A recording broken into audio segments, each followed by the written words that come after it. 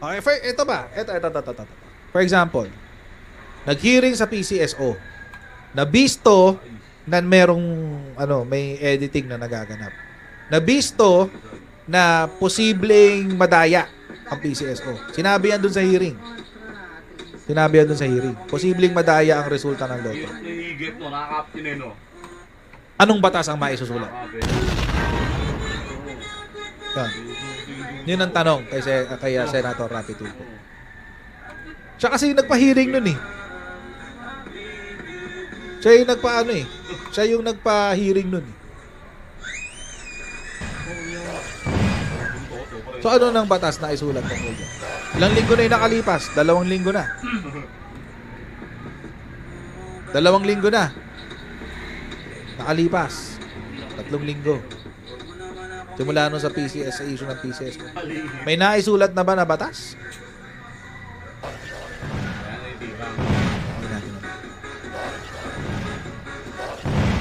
Hindi natin alam guys. May naisulat na.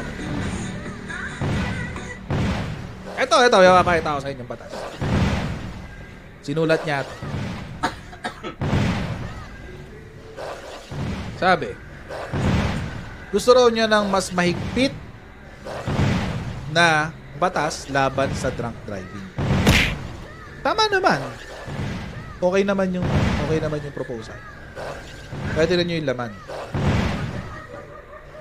Tulfo said that despite the passage of RA 10586 or the Anti-Drunk and Drugged Driving Act, drunk driving has increasingly been rampant throughout the years.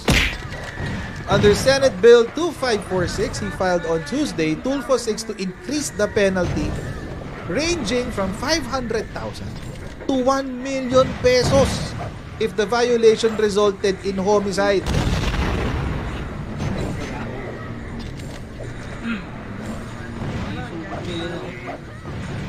Palpak to. Alam na ba palpak to? Una, meron tayong revised penal code.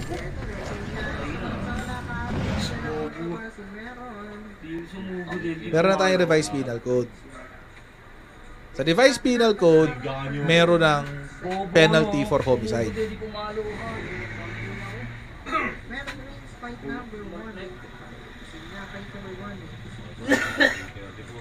RTL 249. Homicide.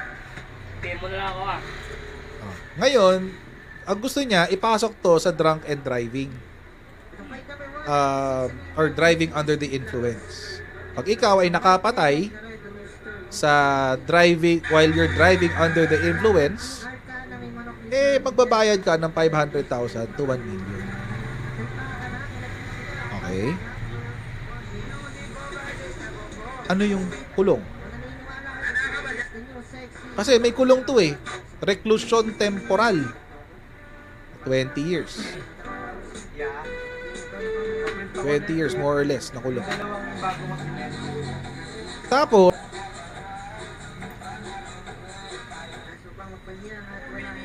ikaw ay uminom at nagmaneho, may intention ka ba tukin?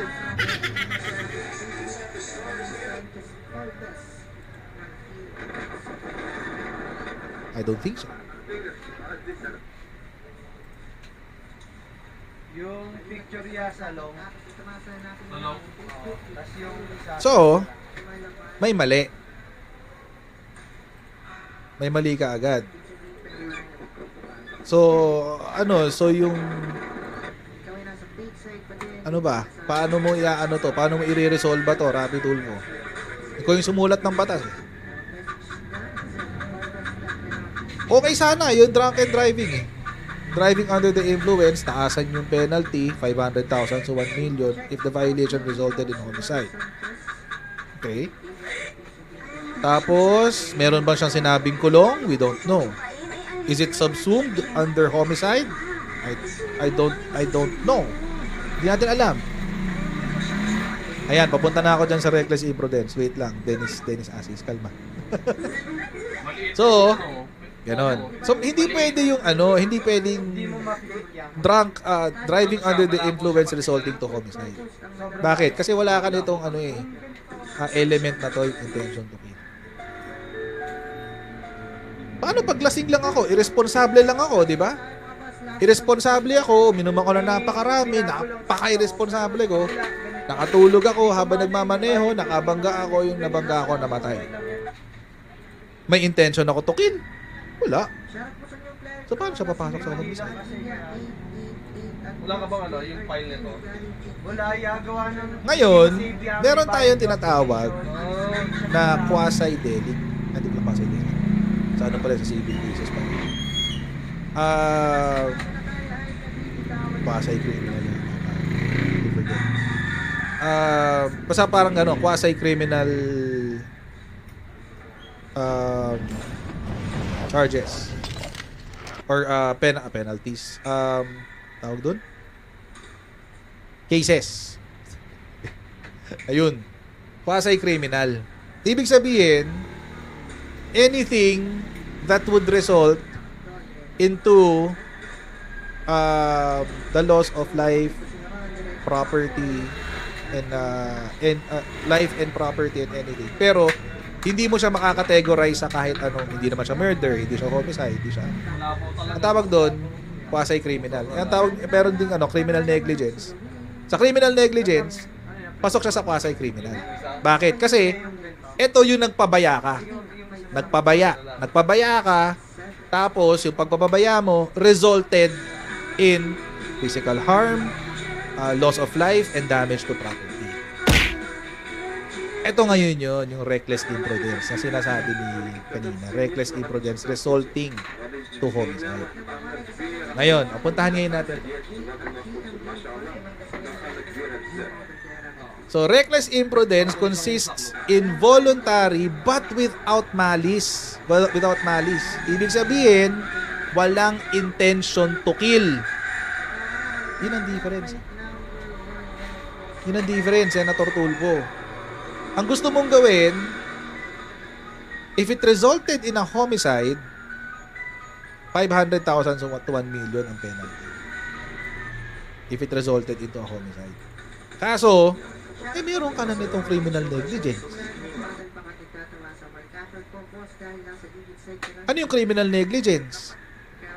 Consists in voluntary but without malice doing or failing to do an act which material damage results by reason of inexcusable lack of precaution on the part of the person performing or failing to perform such act, taking into consideration his employment or occupation, degree of intelligence, physical condition, or other circumstances regarding the person, time, and place. Ano yung legal basis niya? Article 365, imprudence and negligence. Ngayon, kapag ikaw ay any person who by reckless imprudence shall commit any act, had it been intentional, kung ito ay magiging intentional, would constitute a grave felony kapag ba ikaw ay nakapatay ng isang tao. Kung ito ay intentional, grave felony ba ang pagkapatay mo dito? Oo, grave felony siya. So, had it been intentional, would constitute a grave felony shall suffer the penalty of arresto mayor in its maximum to prison correctional in its medium period. May kulong. May kulong. May kulong. Tingnan natin ang arresto mayor. Arresto mayor. Arresto mayor in its maximum period. So, maximum period ng arresto mayor is 4 months and 1 day to 6 months. Ayan ang maximum period ng arresto mayor. Up to prison correctional in its medium period.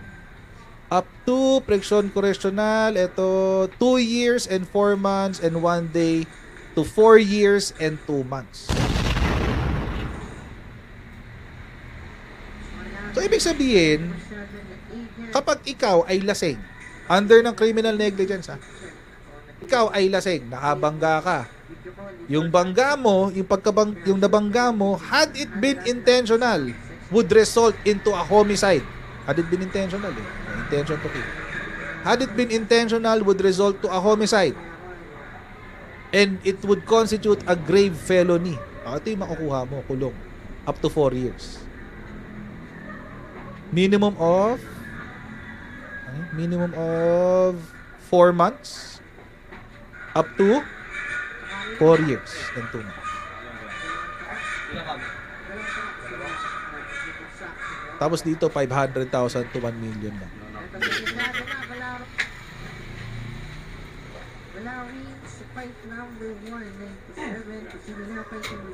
Hindi ko alam kung merong kung yung penalty dito merong kulong.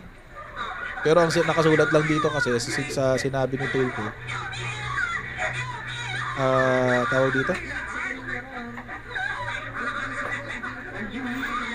500 to 1 million if it resulted in a homicide.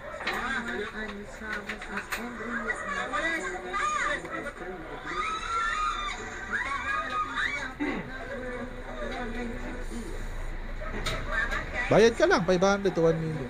Alam niyo mga kutsero, pag ikaw nakapatay ka sa bangga, bawal lang to criminal negligence. May civil aspect pa to. May civil aspect pa to.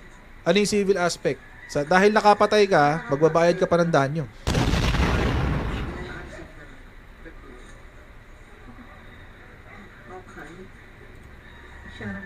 Hindi ko alam kung paano paano nag-arrive si Senator Tulfo dito sa SB 2546 na. Pero right now, pagkakabasa ko pa lang, parang may mali.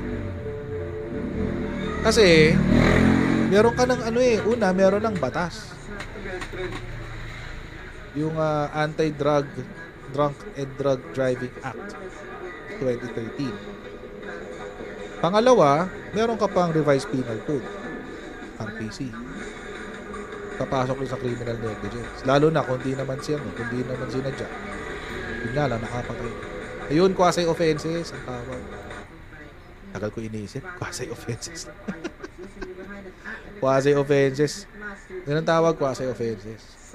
Yung mga mga hindi pasok sa sa mga nakalista sa Revised Penal Code. But it results in the same effect. So hindi ko alam paano kaya niya i-resolve ito. Kasi gusto na niyang papirmahan. Sabi ni Tulfo, there's an urgent need to pass this legislation for stricter penalties on driving under the influence. Alam niyo ang problema sa drunk driving? Hindi naman yung batas Hindi mga batas ka Hindi yung batas ang problema sa drunk driving. Implementation.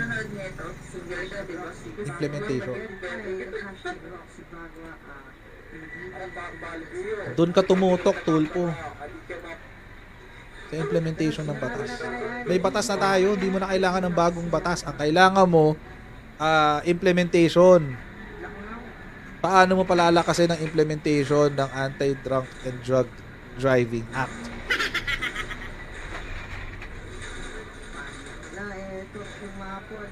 How will you do it? Don't know.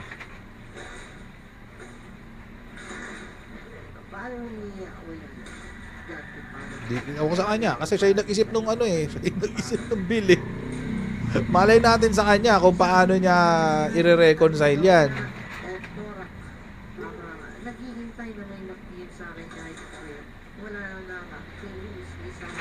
Diba? Paano niya i-reconcile yan?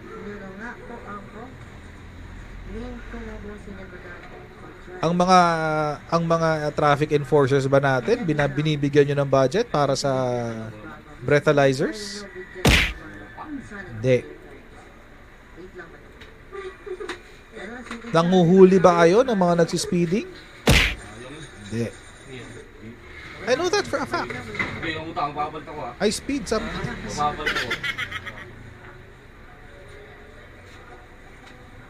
Pag Sunday morning, yung Skyway, sobrang ingay niyan, puro sports cars. Nagkakarera sila doon, Sunday morning. At hindi lang basa-basa sports cars mga Lamborghini, mga Ferrari.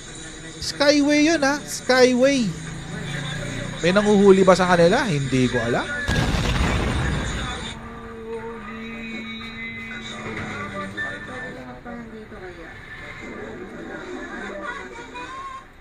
Hindi ko alam. Ito lang, recently sa BGC, di ba? May nag-viral na video, 3 sports car yung nagbanggaan. Sunod-sunod. Karambola sila. Ini-expose sa ano yun, walang yun. Dito kami sa may bandang south nakatira eh. Pag magsisimba kami ng Sunday, mga big bike, dyan sa SLEX, may nanguhuli ba dyan sa mga yan? Pag nagdadrive ako dyan sa SLEX, misis ko napapailag eh. Kahit dire-diretso lang ako, misis ko napapailag. Bakit? Eh biglang meron dumaan na big bike sa gilid niya. Nahuhuli ba yung mga yon? Wala.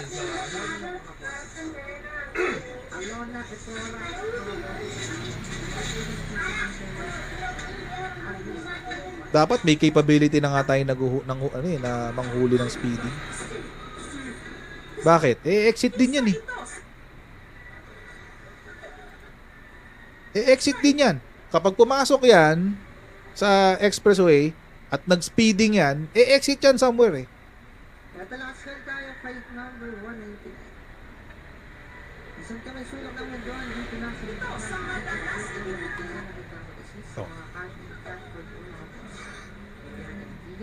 Singer ka? Ako din eh. Pwede ba? Yun ang kulang. Yun ang kulang. Yun ang kulang. Implementation. Si DP. Nga pala, rider nga pala tong si DP. Grupo nga pala kayo ng rider, no? Hindi raw kami. Hindi kami. Isang pulutong kami at disiplinado, pre. Inaaya nga ako mag-ride niyan kaso wala na akong motor.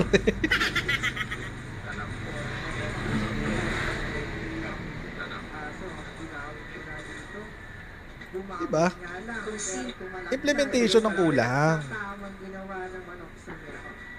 Oh, shout out sa Borderlands MC Philippines. Oh, shout out sa inyo. Implementation ng kulang, guys. Implementation. Ito nung recent na recent na biyahe namin. Punta kami na Baguio.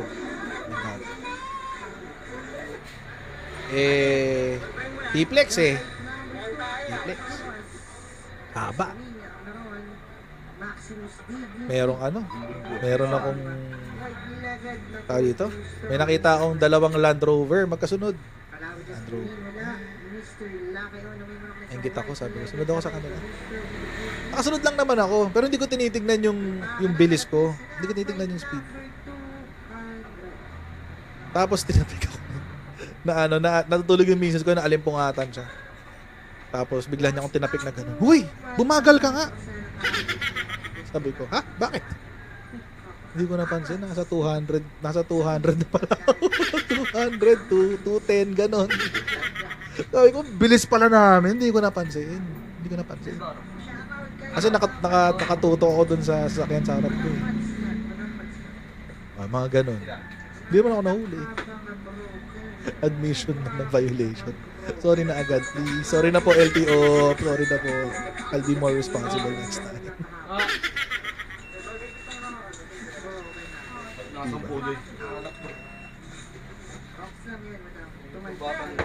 It's the problem with drunk driving is not the law. The problem is implementation. So sana tumutok sa implementation. Maganda yun. Maganda yun. Tutok sa implementation. Senator Tulfo, doon ka tumutok. Walang ano yun. Itong sinulat mong batas, walang kwenta to. Pahiya ka tuloy sa kapatid mo. Pahiya sa kapatid si secretary. Si Tulfo eh.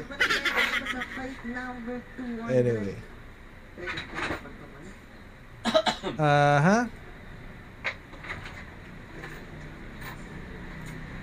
Sabi ng foreigner ko na nagda-drive dito, hindi alam paano, kaya todo ingat kapag nag-drive. Sa T-Plex may camera doon by the way.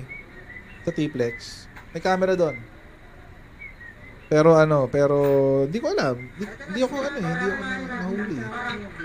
Actually, I was expecting na natatakot nga ako noon eh. Sabi ko sa misis ko, baka hulihin tayo paglabas natin dito.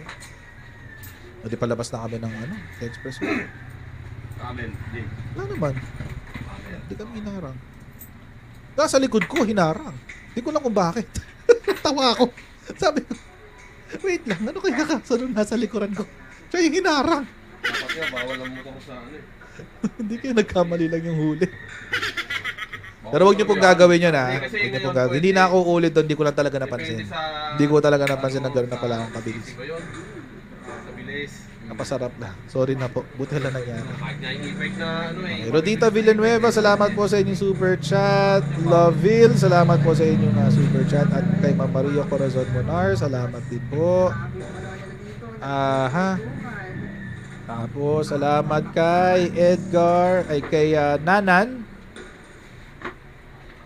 Salamat sa iyong stars. Kay Edgar Gomez Jr., salamat sa iyong stars. The man, the myth, the legend, Kibuloy on the run. Ma'am Zanila Valverde, salamat din po sa inyong stars. Good morning, Coach Jared. Have a blessed day. Thank you very much. Okay. Ganun talaga eh. Pag, di ba? Minsan nakakalimutan mo lang. Nakapag-review rin yung kalabas. Actually, mag-renew pa lang ako ngayong month. Yung rehista. Pero pala akong reklamo sa LTO ah. Meron daw akong violation. Pero binayaran ko na yun eh. Nag-illegal turn daw ako sa QC. Tagal-tagal ko lang hindi napupunta ng QC. Ilang taon na. Hindi siya nawawala sa ko. Binayaran ko na yun eh. Nabayaran ko pa ulit. Wala na. Walang balita kay Shidigong. Meron ngayon. Itong kasunod. Meron, maya-maya. Ito. Hintay ka lang. Racket sa loob. Binayaran ko na siya. 2018 pa lang, binayaran ko na siya. Yung violation ko na yun. Kasi mali naman talaga yung turn ko. Aminado naman ako doon. Quezon Ave ako.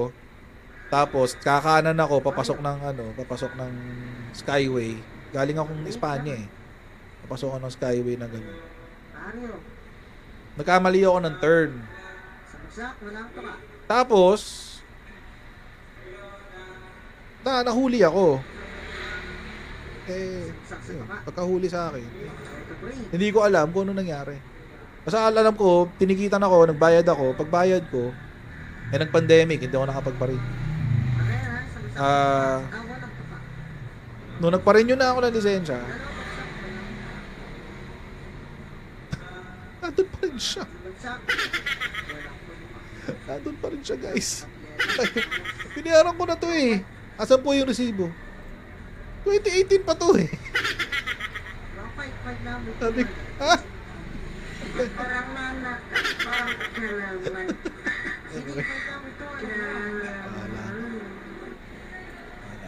Kaya hindi tuloy ako makapag-apply ng 5 years na lisensya. Ng 10 years. Ngayon, puro 5 years ang puro 5.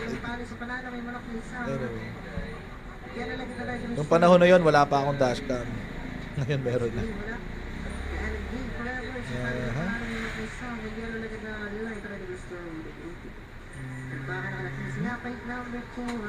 Ayun. Okay. So, punta tayo sa ating next topic. Pero bago yan, as usual, shoutout muna tayo sa Edwin! Kung kayo ay nasa US, UK, Canada, Italy, France, Spain, Ireland, and Belgium, ay pwede na kayo magpadala sa Pilipinas ng inyong mga remittances ng wala pong remittance fees gamit po ang Sendwave. Ang gagawin nyo lang ay download ang app. Ayan, download nyo lang Sendwave app sa Apple App Store, sa Google Play. At lagay nyo yung register nyo yung pangalan nyo, bank account details, etc. etc. At pwede na kayo magpadala sa GCash, sa mga bangko at iba't ibang mga pawn shop din sa bansa. At kapag ginamit nyo po ang promo code na Coach Jarrett, ayun yung pangalan. Ayan. Kadikit ha. Coach Jarrett ay makakuha ay nakaradagan $20 free credit. Kaya ayan mga kochero, gamitin lang sa Sendwave for all of your needs. Game. Ito na. Game. Tanda ba kayo? Ay, naman. Idigong naman, mga kader. Kahapon, may lumabas sa kanyang lungga.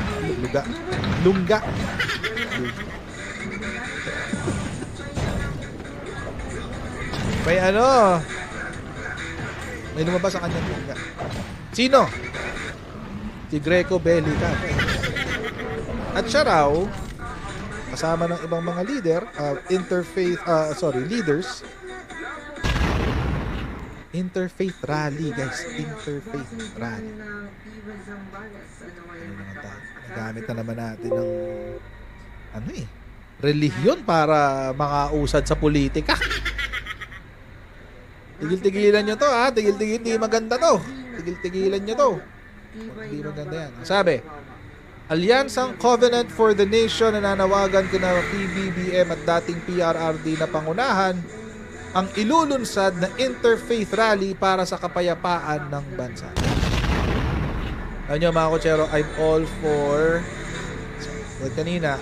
for believing in whatever religion that you believe. I'm all for peace. I'm all for faith. Hindi naman gamitin plataforma para mag-grandstand sa politika.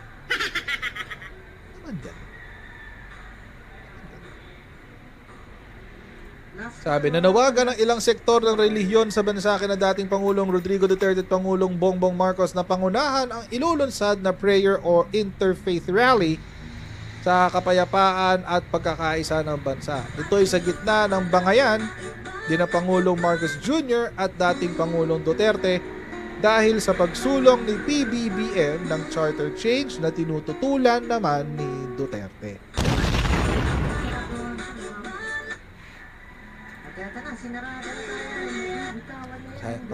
Pakinggan natin yung balita. Who wants war when we can talk things out, di ba? I mean, both camps are ready for war. Pwede na mag-away. Walang gusto ng gyera kung maaari namang mag-usap, lalo na kung nakasalalay ang kapakanan ng mamamayan. Ito ang target ngayon ng grupong Covenant for the Nation na pinangungunahan ni dating Presidential Anti-Corruption Commission Chairman Greco Bellica. Nais nila na mag-usap at pagkasunduin ang nakaraan at kasalukuyang pinakamakapangyarihang lider ng bansa na sina dating Presidente Rodrigo Duterte at Pangulong Ferdinand Marcos Jr. Kasama ni Bellica ang maraming retiradong opisyal ng Sandatahang Lakas, Philippine National Police, opisyal ng pamahalaan at religious leaders. Ayon pa kay Bellica, may formal ng komunikasyon na nakarating kay dating PRRD at PBBM para sa gagawing pag-uusap sa isang malaking pagtitipon. These things should be greater than our personal interest and personal feelings. Dahil buhay ng milyong-milyong Pilipino po ang nakasalalay sa kanilang desisyon. Wala pang eksaktong petsa at lugar kung saan gaganapin dahil magpupulong pa ang organizing committee sa susunod na linggo para maisapinal ito. Dagdag pa ni Bellica, si dating Pangulong Duterte ay nagpahayag na bukas siya sa nasabing hakbang. Ang hinihintay na lamang ay ang sagot ni PBBM. Si Congressman Sandro told me na the message, yun lang naman ang pakiusap ko na kung if he can consider to personally bring the message to his father. He confirmed na the message has been passed. So at this point, naantay na lang po namin ang sagot ng Pangulong Marcos. Pero may kumpirmasyon man umano o wala ang Pangulo ay tuloy ang pagtitipon. Paliwanag ng grupo, wala silang parameters na itinakda sa magiging pag-uusap. Dapat lang anya na isang tabi ang pride, isyong political bilang mga statement dahil hindi naman ito ang mahalaga sa ngayon, kundi ang mga pangunahing isyu na dapat solusyonan ay ang problema sa ekonomiya, seguridad at iba pa. Kapag nagkabati umano ang dalawang dati at kasalukuyang pinuno ay damay na rin pati ang mga taga-suporta ng mga ito. Samantala, iimbitahan din anya ang iba pang matataas na opisyal ng bansa tulad ni Vice President Sara Duterte, pati ang kanilang mga pamilya. Iimbitahin po namin silang lahat, Baby Sara, Speaker Martin, Senators, heads yung as to their position, yun po ang mahalaga rin position mo dahil God ordained yan so punta ka ron. Plus all the heads of the religious organizations. Naniniwala ang grupong Covenant for the Nation bilang mga mamamayan ay may tungkulin din tayo sa Diyos at sa bayan para magkasundo ang mga halal nating opisyal ng bansa. Dan Piamento, UNTV, News and Rescue. Diyos ang... Ano sabi nyo guys? Ano masabi nyo guys? Although, sinabi na nga na sinabi dun sa balita na game naman daw, kasado sa face-off kay PBBM, si Shidigo.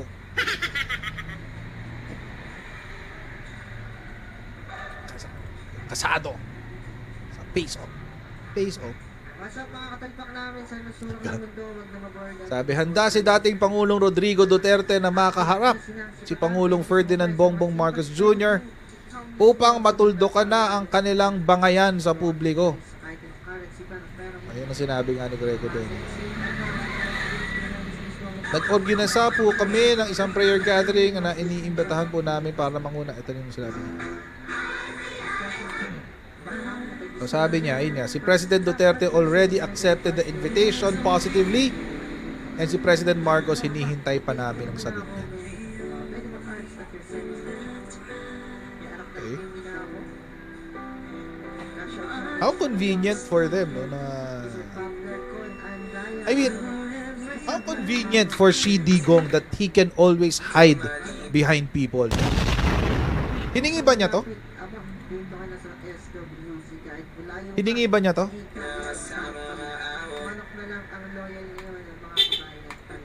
I mean, sa akin walang problema kung gusto niyang makipag-usap. O pupunta, actually ako tingin ko nga dapat magbati na silang dalawa. Pero ginusto ba niya to?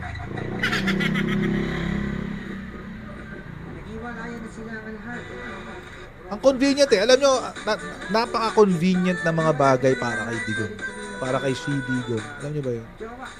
Napaka-conveniente. Hindi niya kailangan magsalita kasi people are talking on his behalf. Hindi niya kailangang depensahan ang sarili niya kasi may mga taong may depensa para sa kanya. Hindi niya kailangang humarap para humingi ng paumanhin o mamakipag-ayos, etc. etc. Kasi may mga taong gumagawa para sa kanya. Duwag. Duwag talaga si Shidigong. Duwag.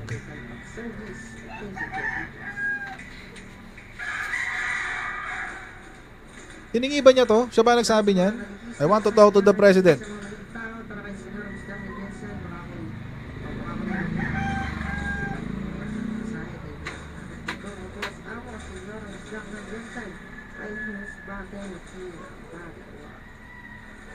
I want to talk to the president.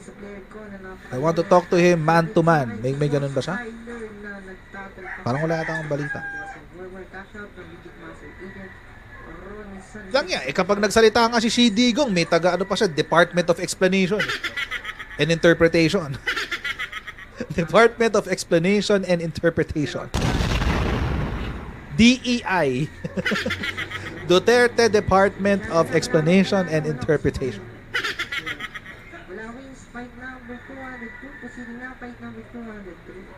Diba?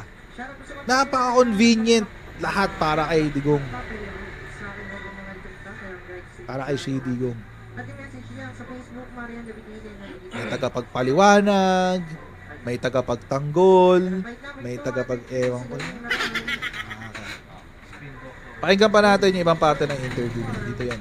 Medyo mahaba lang 6 minutes. Pero tagayin na lang natin. You know, marami yung nagtulong-tulungan. Diba? So, and then, you know, Congressman Sandro brought it up with his father. So, yun, usap kami ni Kong Sandro. We texted each other and said na itong bagay, baka pwede natin mapag-usapan at meron kami prayer rally or prayer gathering. Hindi naman siya rally pero sincere prayer gathering na baka pwede yun ang maging umpisa upang sila ay magkaroon ng maayos na dialogo at para naman sa yung issues ng bansa na talaga namang present, di ba? So, nang maayos. And then, yun, kagaya ng nangyari. And then, a lot of congressmen also helped. And then, nakita ko nga, parang after a while, nag-call na rin sila ng pag-aayos ng Kongreso at saka ng Senado. So yun, and then si Congressman Sandro told me na the message, yun lang naman ang pakiusap ko na kung if he can consider to personally bring the message to his father, though it has already gone through the formal procedure, formal process, or official process. So he readily did that, and he confirmed na the message has been passed. So at this point, naantay na lang po namin ang sagot ng Pangulong Marcos at will be sending official letters na rin and invitations to the religious groups. So kapag hindi pumunta dito si PBBM, anong magiging itsura ngayon? Ayaw niya ng peace. Ano niya,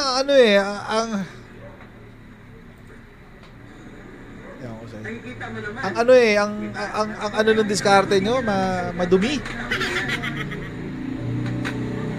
Dumi.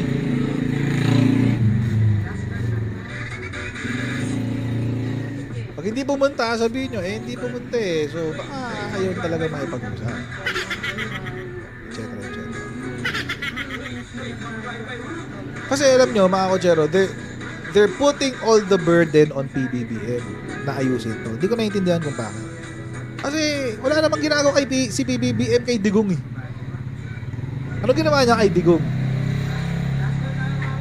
Anong ginawa niya kay Shi Digong?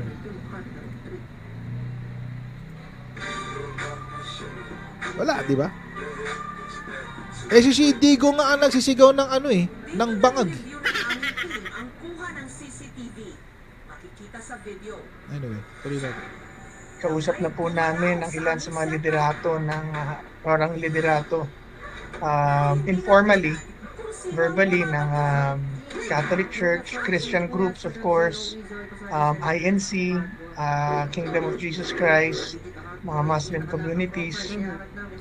Si Senator Robin is helping out. Sabi niya, maganda yan kapatid. Sabi niya gano'n. So he's helping out with the Muslim groups. Tapos, yun. And then, I guess we're ready to do this as soon as possible. And by next week, we'll be meeting with the leaders of the different religious groups para i-organize na, determine kailan, saan, and a program. So, yun. It will be...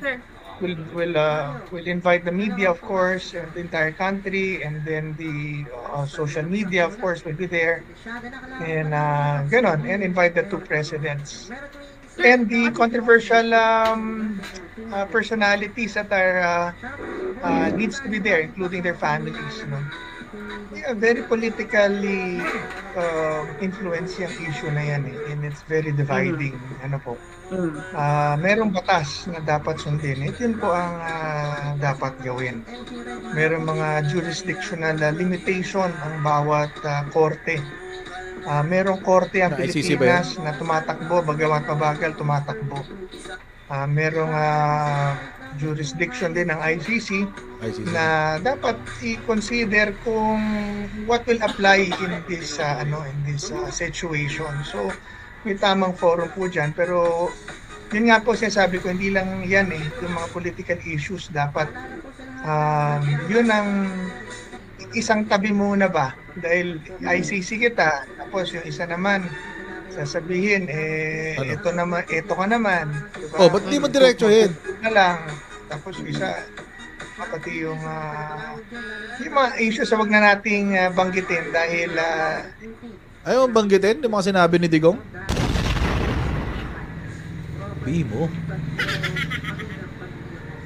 Di mo yung mga sinabi ni Digong, ni Shi Digong. Bakit hindi mo sasabihin? Yung ICC nga, nabanggit mo. And besides, mga kawajero, did PBBM ever say, did he ever say na papa-aresto ka na sa ICC?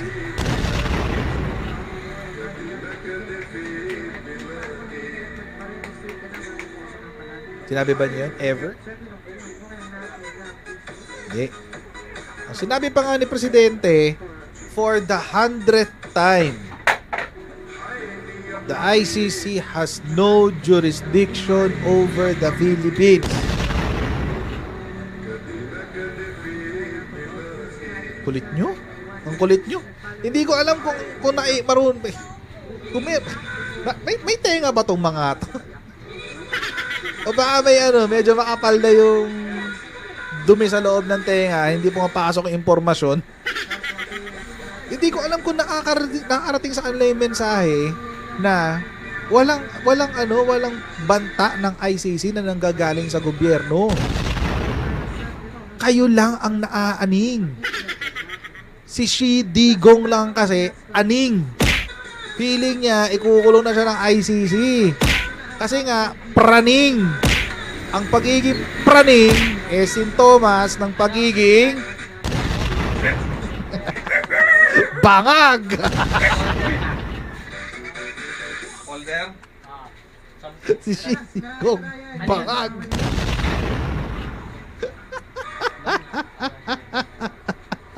Si Pentadigs.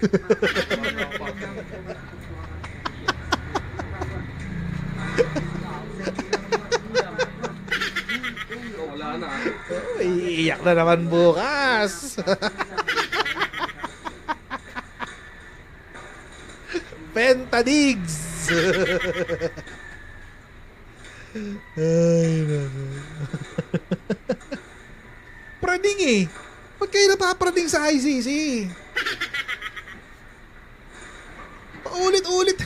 Hindi ko naiintindihan kung bakit kung bakit praning na praning sa ICC to mga to. Sinabi na nga paulit-ulit, walang jurisdiction sa Pilipinas. Tapos tong si Harry Roque sasabihin, hindi, kailangan namin merong written something. Ba't yung kakailanganin ng written document? Ayan na nga, sinabi na nga ng Pangulo, paulit-ulit pa, 100 times.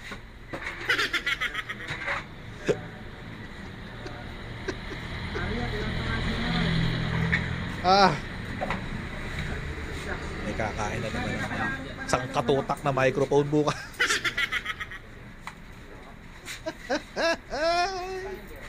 Praning eh. Si Harry Roque napapraning. Si Digong napapraning. Panindi daw. Ay, Panindi. Ito. ay, puti. Puti. Gusto ng papeles. Nandiyan na ba yung warrant para humingi kayo ng papeles? Gusto nyo pangunahan yung proseso? Gusto nyo ng hard commitment? Ito na nga, may soft commitment na nga sa inyo.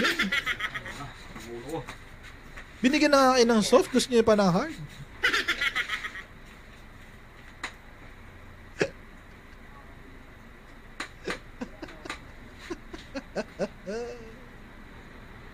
Diba?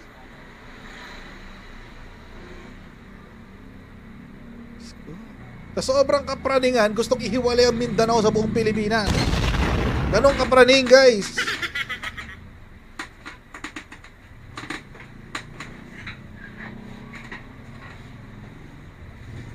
Mga praning, pre. Laging gising. Mga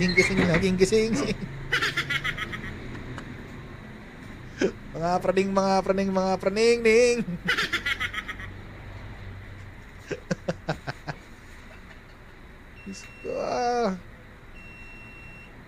Pentadigs talaga.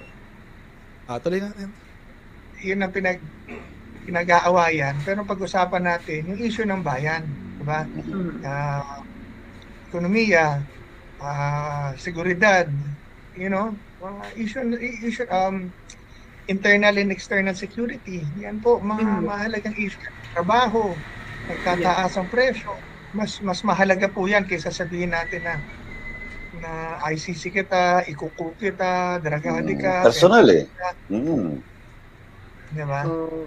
Ayun na naman, i-ICC kita, ikukulong kita, drug addict ka. Lahat yan ang galing kay Diggs eh. Lahat ng yan ang nagsabi niyan si Pentadigs. Si Shi Digong. Ay, no. Akong tanong ko dyan, Chairman, ito. But don't you think that issue might Eleksyon, hindi also... Don't you think if Kaya that nga day po. comes na magkaroon Kaya ng nga po. warrant, magresulta rin sa mas malalang worsening of whatever economic, political instability, and then eventually economic instability also. What do you think about that? You mean pagka bringing Hindi, up? ibig ko sabihin that take the warrant of arrest, if you're just gonna wait for it, ganun din naman po, hindi po ba? Parang mag-lead rin siya to political instability, whatever Ang point decision po, action will be taken. Opo. May proseso nga po yan eh. Diba? Kaya nga, nasa korte yan, diba? So, both parties, ICC will be filing their case. The side of the president will be filing their case also, and there will be judges to determine it. Let the process go through its course.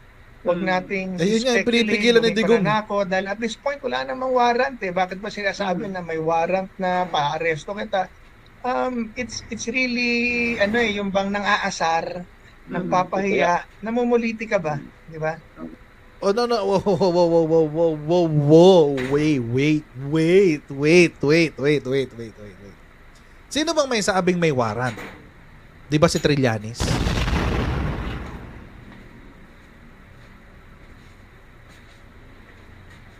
Sino ba may sabing ipapa-aresto? Di ba si Trillanes? So, ibig sabihin, this is the question for me and to former chairman ng PCC, Diego Bendiga. You're attributing yung mga sinasabi ni Trillanes as the position of the administration? May mali.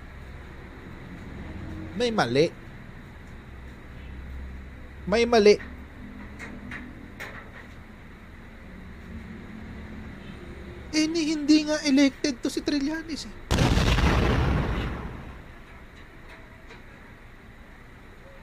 Nasa posisyon ba si Trillanes? Wala siya sa posisyon, guys.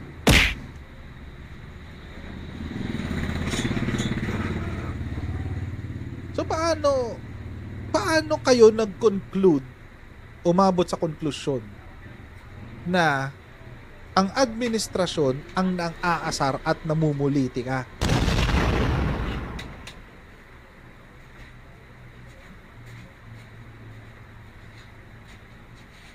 Mga praning, laging gising.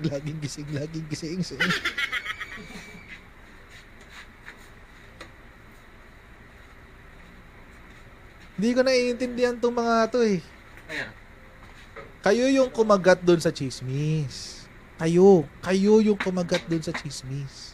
Dilaw na lang nandoon. Tapos isisisi nyo kay PBBM yung chismis.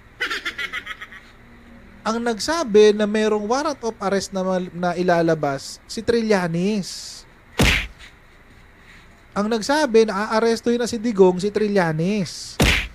Ang nagsabi na nag-iimbestiga na ang ICC sa Pilipinas, si Harry Roque.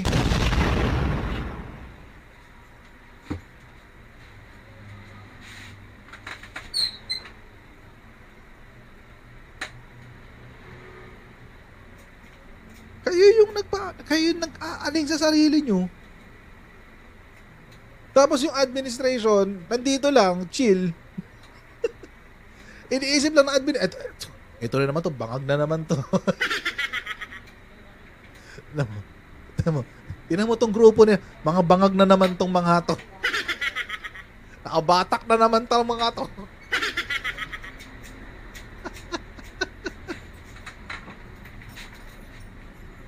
Pinagtatawanan kayo, promise.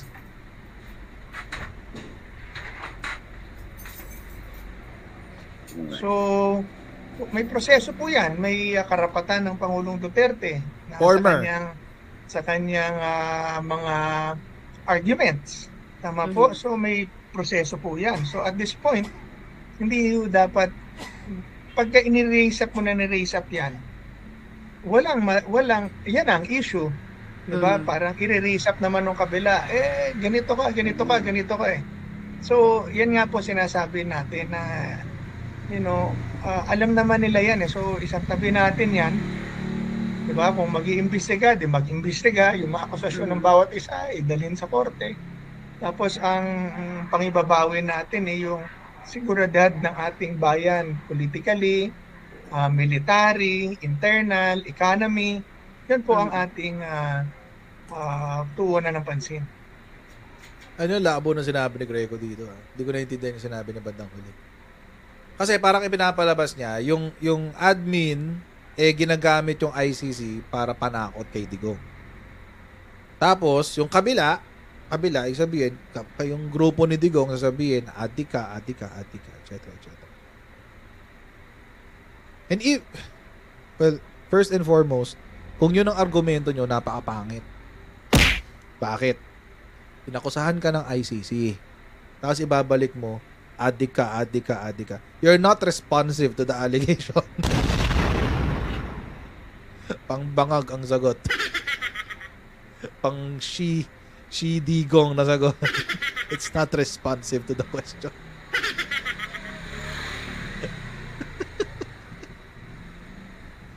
So, yun. Number 1. Number 2, sinabi niya, kung mag-iimbestiga ang ICC, di mag-iimbestiga sila, etc. What have you. O, ba't pa nag-aaway? Kung ang premise, kung ang sinasabi nyo, kaya nagagalit itong kabila, yung grupo ng Digong, ay dahil tinatakot ang Digong sa ginagamit ang ICC na panakot kay Digong, tapos sasabihin nyo, sa grupo nyo din, sa inyo, sasabihin nyo, kung mag-iimbestiga, edi mag-iimbestiga, o anong punto ng galit nyo? Ba't kayo nagagalit? Si Digong kasi.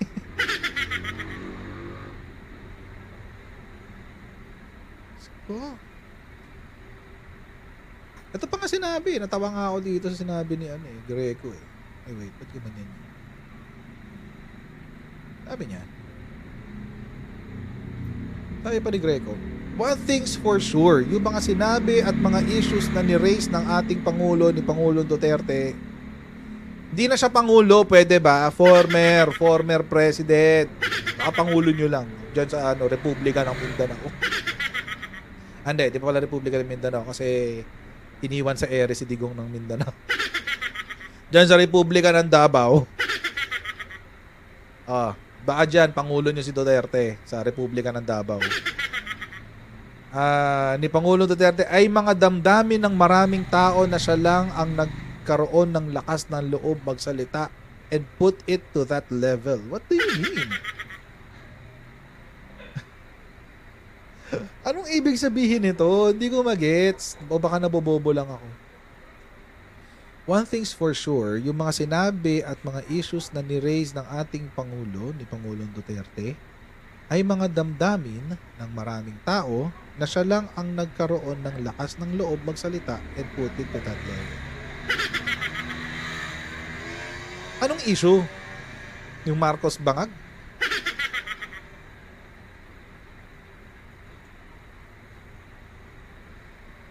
So yan ang yan ang damdamin ng maraming tao, bangag si Marcos.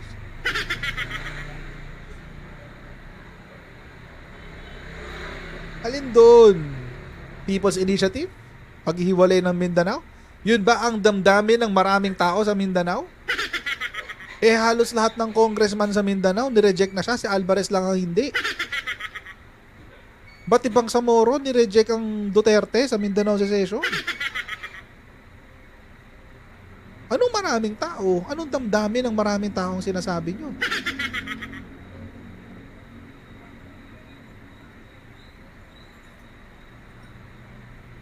Yan ba nadudulot ng Fentadigs?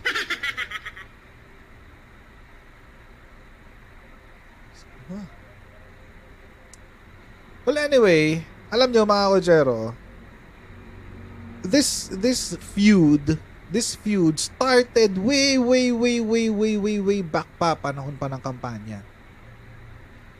November 19, 2021, Duterte rejects alliance with Lakas because Marcos is a weak leader.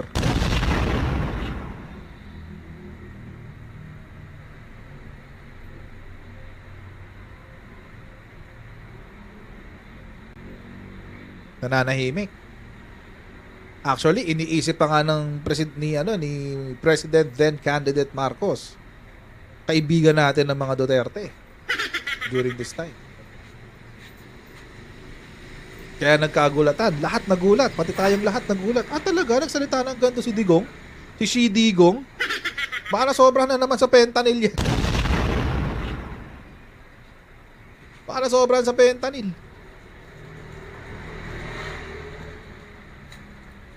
Oh. Tapos during that time, sabi ni Common Sense, awayin na natin si Digong, ganyan-ganyan during that time. Awayin na natin si Duterte. Tinawag niya si BBM na weak leader, tsaka nagko-cocaine. Sabi ni Common Sense, si Common Sense. Common Sense. Sabi niya. Sabi ko, wag muna. Wag muna. Bakit? Ba't wag muna? Kasi si PBBM mismo ayaw Ayaw niyang birahin si Digong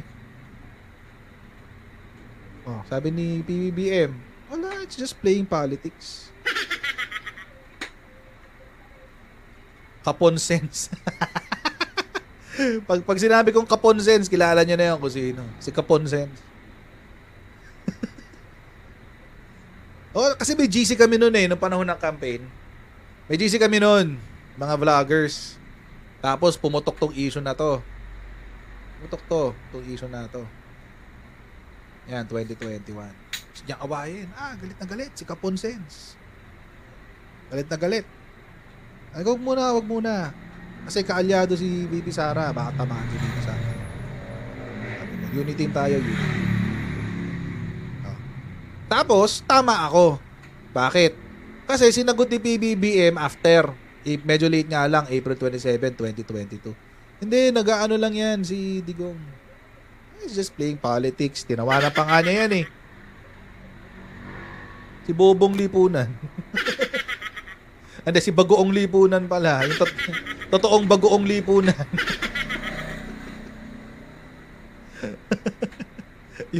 yung common sense niya, Kapon Sense na. Tanggal ang common sense Kaya kapon. Anyway. Lang yan kung ano naiisip nating mga pang-Alaska dito.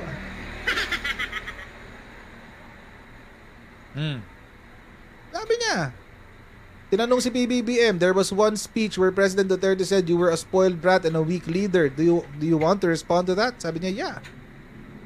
I think he was playing politics. He's just playing politics. He's always making sure everybody's thinking hard about what they're doing. So I think that was one of their instances. I think one of the things we have learned about PRRD is it likes to keep everyone on their toes. Hindi pinansin ni PBBM yan. Tama tayo. Buti na lang. Kasi kung hindi, mukha tayong tanga nun. Naway-away na si Digong. Tapos, ganito lang pala iniisip ni PBBM. Tayong tanga nun. So, ayun nangyari. So, this has been going on for a long time. May beef talaga dati na. Tapos, eto naman yung bago. Bangag. Marcos Bangag. Na napahiya siya ni Shi Digong. Napahiya si Shi Digong dito.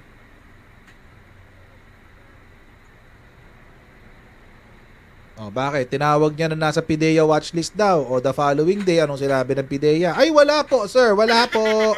Sorry, katok po kayo sa ibang lugar. Wala po dito.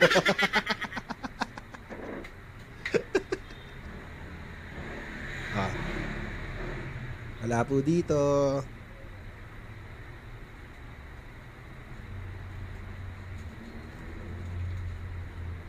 Diba? Hindi pa dyan natapos. The following day, sinabi niya, hindi, mag-drug test tayo sa Luneta kung gusto mo. Tayong dalawa. Noong una pa nga sabi niya, ba't hindi na lang magpa-drug test sa Luneta yan? Samahan ko pa siya, kaming dalawa. Ito yung pagkakasama niya. Or something to that effect. Pinansin ba siya? Ano lang ba yung sinagot sa kanya ni PBBM? He's using fentanyl. It's just the fentanyl talking. Tapos ito rin yung sinabi niya, drug test tayo.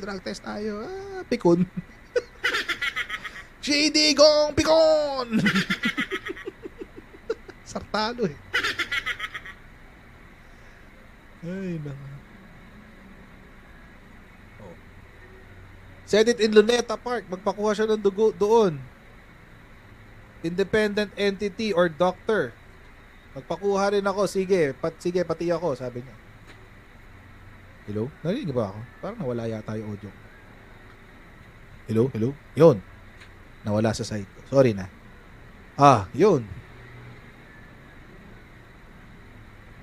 Pakuha din daw siyang drug test niya.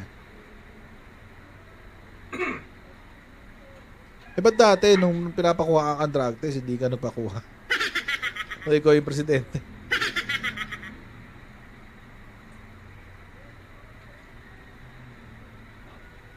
CD kong talaga. So, up until today, up to present, kahit yun ang pinagsasabi ni FPRRD, ni CD Gong. Anong sinabi ni PBBM? Alam nyo guys, huwag kayong buo pa rin ang unity, huwag kayong dyan. Huwag kayong dyan, buo pa rin ang unity. Tingnan na, kung ibang presidente to eh. Kung ibang presidente to talaga, maniwala kayo. Kung si Digong ang pinagsalitaan mo ng ganito, arestado ka na bukas na NBI.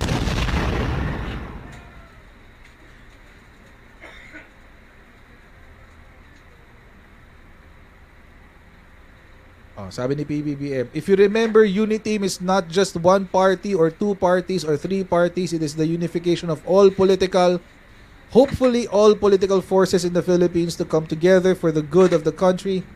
And that is still there. It is still vibrant. It is still working, and we will continue.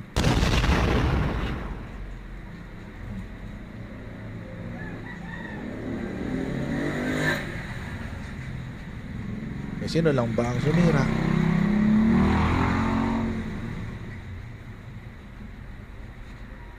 Alam nyo kasi, ang problema kasi dito sa kabilang grupo, hindi nila maihiwalay yung galit nila kay Martin, kay PBBM. Hindi ko alam kung bakit. Pati si Senator Amy, ganun. Wala namang problema sa akin kung galit kayong... Personally, walang problema sa akin kung galit sila kay Martin Romualdez. I have no love lost for Martin Romualdez. Pero ang akin lang, really, nadamay mo yung kapatid mo? Hinayaan mo na madama yung kapatid mo?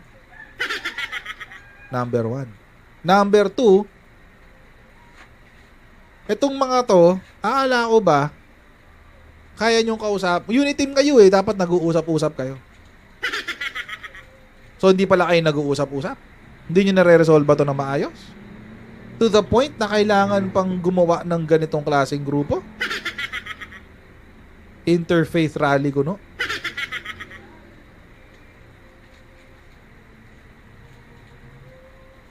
Ang hirap nyong kakampi?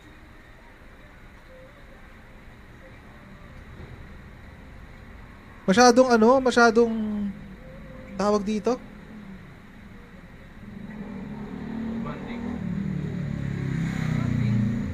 I'm thinking of the synonym for flammable. Explosive. Masyadong explosive. Konting galaw, konting kibot, sumasabog. Ang hirap nyo kakampi. Ang hirap nyo kaalyado. Hindi nyo lang nakuha yung gusto nyo, gumagawa kayo ng ganitong klaseng propaganda. Nakarinig lang kayo ng chismis, Gumagawa kayo ng kung ano-anong propaganda.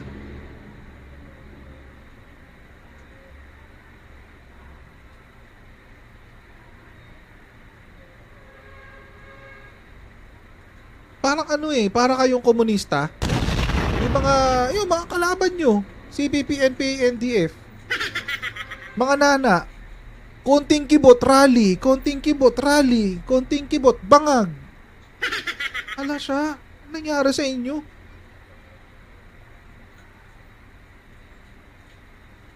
Nangyari sa inyo? Kayo yung nag-uusap. Kayo yung nakikita.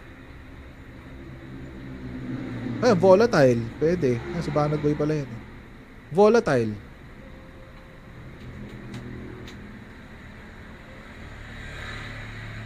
Diyos ko, nakaka-stress kayo.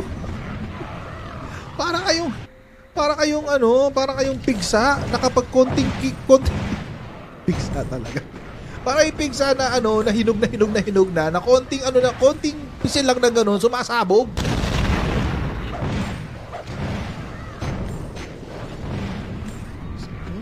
Ang lebe. Grabe kayo.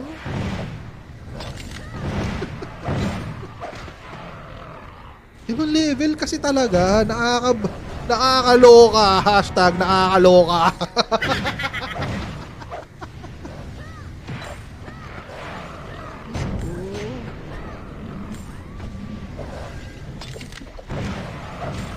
Ewan ko sa inyo.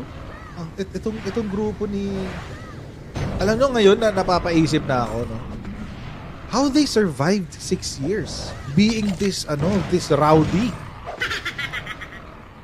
Ang rowdy nila, sobra. Ang rowdy talaga, promise. Ang gulo. Sobrang gulo. Or baka nagtatantrums lang kasi wala na sa panig niyo yung kapangyarihan. Baka ganon. Baka may tinatago lang kasi na 51 billion. Baka may tinatago lang kasi na kung ano man. Fentanyl.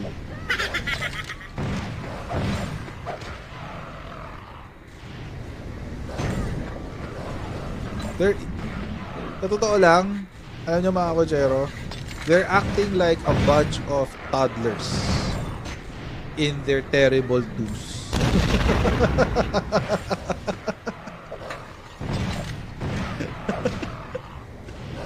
Acting like toddlers in their terrible twos.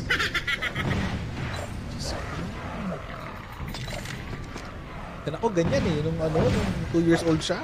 Ay, ang kulit. Konting kibot, iyak, konting kibot, sigaw, konting kibot. Ah, my goodness, terrible twos talaga.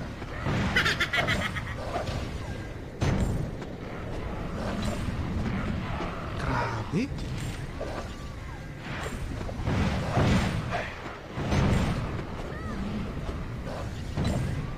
Tapos ano daw? Anti-corruption? Sino uli yung whistleblower ng PhilHealth? 15 billion noong panahon ng pandemic. Sino uli yun? Tapos yung mga overpriced na laptop sa DepEd. Overpriced na cameras na DepEd. Ano pa? Peter Lim, anti-drugs daw pero may Peter Lim na best friend.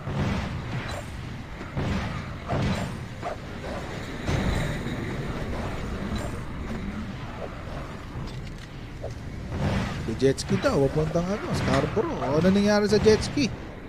Wala. Naging himod-pwet kay Xi Jinping.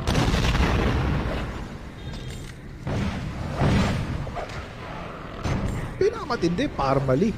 Ayun ang matindi. Tinake advantage talaga yung yung panahon ng pandemya. Ay, talaga. Overpricing galore. Daming yumaman dun sa Parmali na yun. Overpriced eh.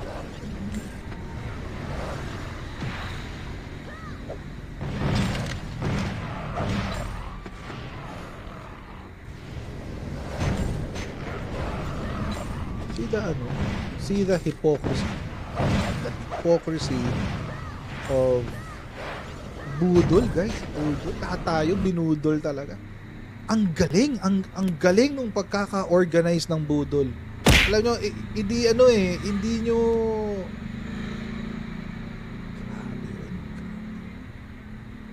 Ang galing nung pagkaka-organize ng budol eh. Sobra. Kontrolado lahat eh.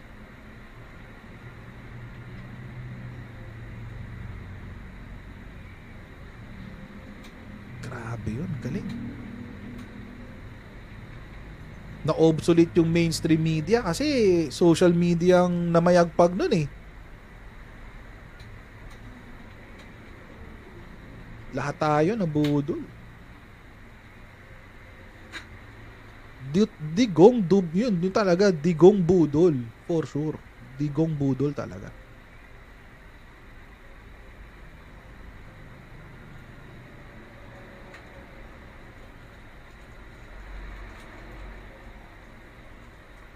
Grabe. Tapos ngayon ipapasa nila kay PBBM yung salitang budol. No. Keep it for yourself. Keep it for yourself. Inyo na lang. Diba? Paglalaban ko ang Scarborough Shoal. Lagya. Dun. Fiesta si China. Happy Fiesta! Budol. Budol, guys. Pinagtanggol ko pa siya ng ilang. Budol talaga. Budol. Nasa huli pagsisisi. Nasa huli. Imagine it took me the destabilization. Ito yung recent destab last year. Yun talaga yung nagpaano sa akin. Yung talaga yung nagpa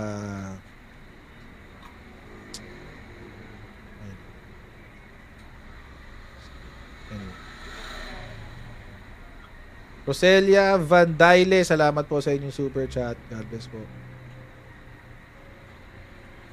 Ay, meron pa pala ita. Edmund Bautista, salamat din po sa inyong super chat. Tsaka kay Trip Control.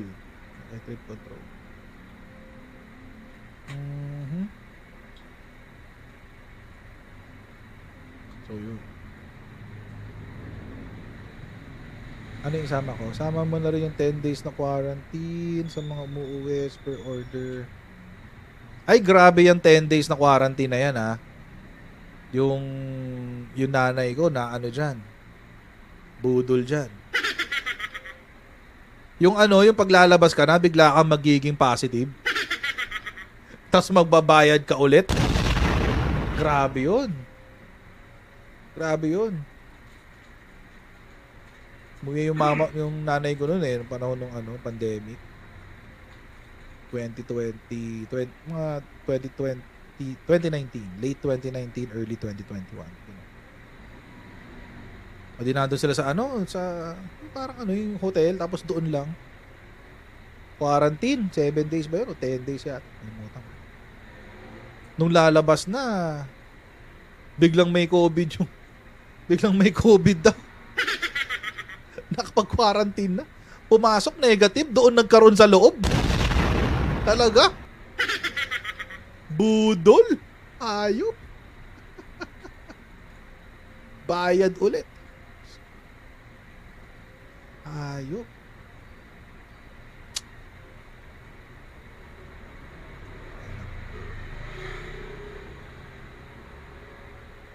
Shidigong kasi. Shidigong. Iyak na naman bukas na ito. Ay, nako.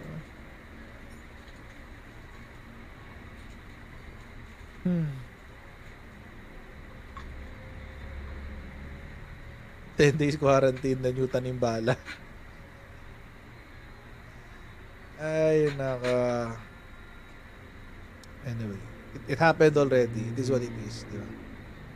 Nasa huli nga ang pagsisisi, pero nasa huli, nagsisisi pa rin.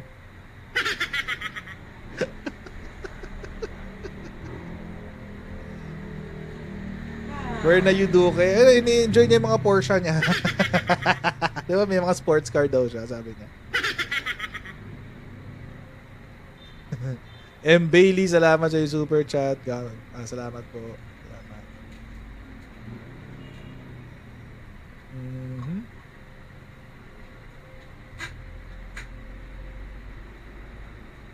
Sa pangkwento sa akin. No? Kwento lang naman. During that time kasi, meron akong isang, yung dati kong boss, nag-work sa DBM as ASEC. Ano ni Digo? Tapos, part of their job is to alamin yung budget ng mga iba't ibang ahensya kasama DPWH. So ito kwentong barbero lang to ha. Kwento barbero. Kwento talaga sa akin to.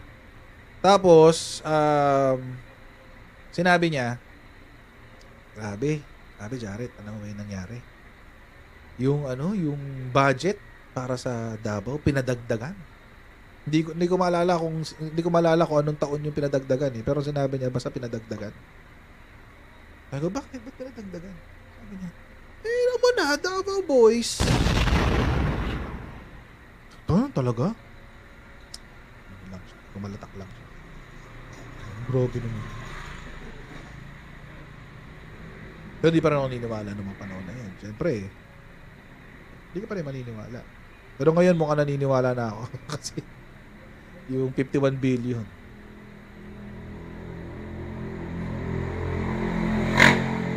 Is what it is. Let's just be better the next time. Yun na lang yung maganda dyan eh. Let's be better the next time. Yun na lang ang pinakamagandang gawin. Let us be better people next time. Think better. Maglagay tayo ng mga tao na mas maayos, yung hindi tayo dadalhin lang sa emosyon.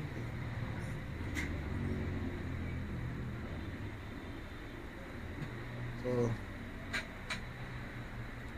imagine, nag-start siya ng term niya, 5 trillion lang ang utang. Pagkatapos ng term niya, awa ng Diyos, 12 trillion. Iyak. Anyway.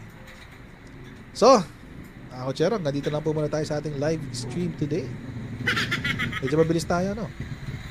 Medyo lang. Okay. So, mga kutsero, bali, mabilis ang shoutout lang, no? Basahin ko muna yung sa Facebook. Wala naman sa Facebook. Okay. YouTube, nabasa ko na kanina. Ay, may bago.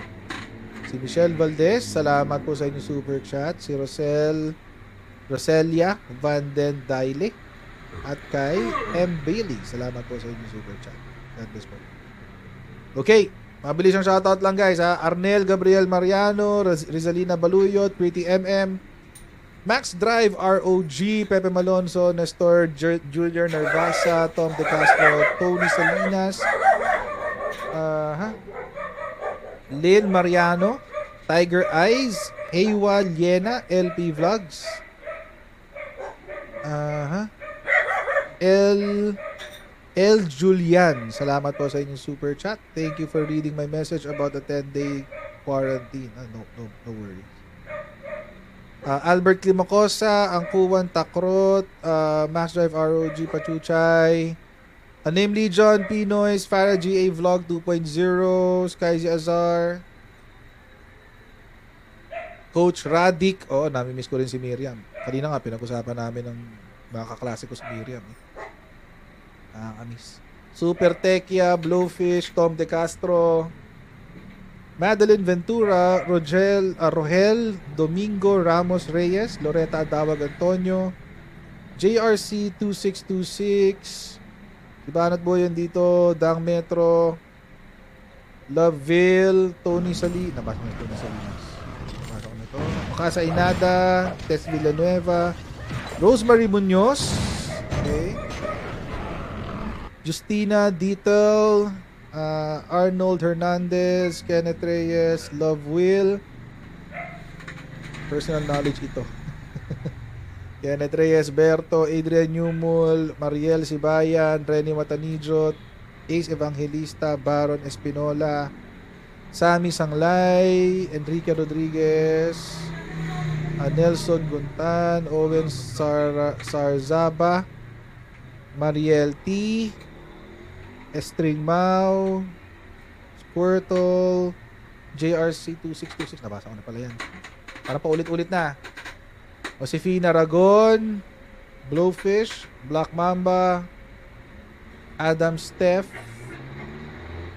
Dadson, Hercules Kaasi, Reynaldo Balgos, Jonathan Cambe, Melda Cinco, kahit nonsense, Cheryl Santa Maria, Kenneth Reyes, Ate Trexie, shoutout sa'yo.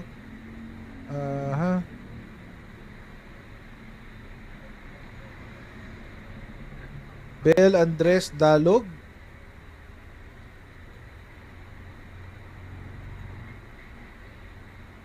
Sel Macdis, Yolanda Nastor, Renny Watanijot,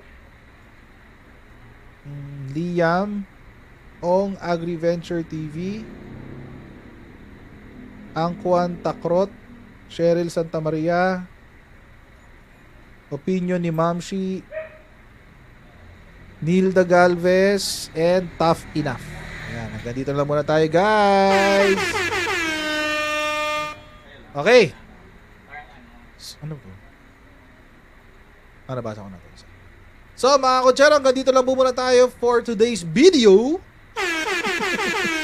Please don't forget to like, to share, and to subscribe. And I'll see all of you in our next Go Jared Live, guys. Alright, so bye everyone. See you next time. Bye.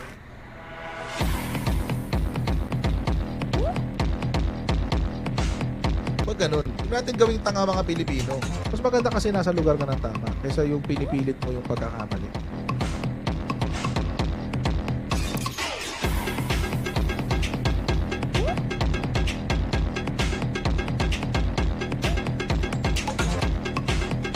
Are they willing to go that far? Hindi makakalimutan ng Pilipino yan hanggat di nasasagot niya. Sino ngayon nagsasabi ng totoo?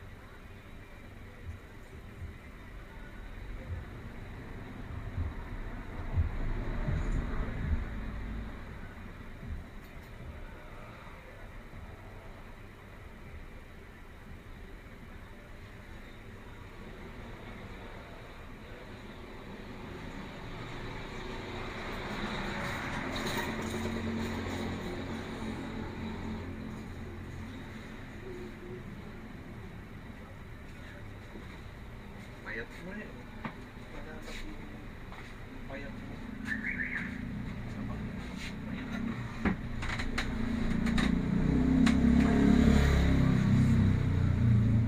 Last time on Kakame, Asadala made a valiant effort to defeat Dula, which would have left only the god of destruction Amaron as the lone threat to our heroes. He ultimately fell short as he was unable to overcome his past demons, only reflecting upon the innocent lives lost due to his inability to control the Super Saiyan form. At the same time, we switched over to Broly as his own altered mental state caused him to nearly end Kale. But as his Universe 6 counterpart never gave up hope in her doppelganger, this is what it took for Broly to finally return to his senses. Still with tears running down his face, Broly wonders aloud what's happening to him. Then remembering what happened to Chilai, he would much rather be the one suffering in her place. When what sounds like a demonic variant of Broly's own voice commands, "No!" Chilai and Lembo are all we've got. They're our friends, our family. That bloody demon has to pay whatever it takes. Rage is the key to our revenge. Of course, this interaction is only happening in the Saiyan's mind. He argues with himself that that's not true. This strength, this innate fury only leads to bad results. It makes them hurt their friends and his dark side speaking over him. It retorts that he's wrong. Power governs the laws of the world. With this power, no one will dare attack those closest to them. But before their enemies begin to fear them, how many victims will they claim? How many more lives are they going to have to crush with their hands to make their attackers understand that they should have never attacked them? Go on, explain that! The Visage remarks that he doesn't understand. They have to. When Broly shouts, it's the demonic version of himself who doesn't understand. He is nothing more than a catalyst for his own negative emotions, powerful enough to cause harm to his own friends, even those who are doing their maximum to dissuade him. It took Kale's brush with death to make him realize it. He thought he was acting to protect his loved ones, but in the end, he only made them feel fear. His enemies used him to achieve their own goals, and here's where they are now. As Broly turns his back on his inner demon, he screams at him, demanding to know where he's going. Come back this instant! He can't get rid of him like this! The Saiyan merely scoffs at him to stop with his insistence. He will never again resort to this uncontrollable luminosity. So that's his plan? Questions his dark side. He's going to give up his only chance to destroy Dula. Does he really think he can contain the power that lies dormant inside of himself? The power that will never stop growing?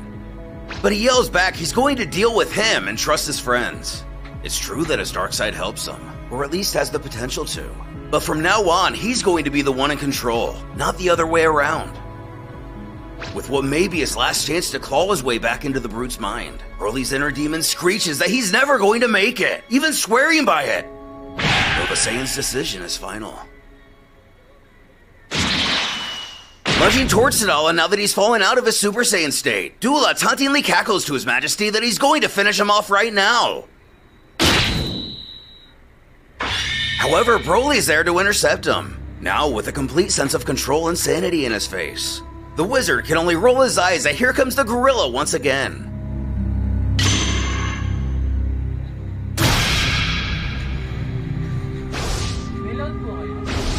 Ripping his own arm off to create some distance between him and his new foe. It's only now Dula realizes that he doesn't look mad anymore.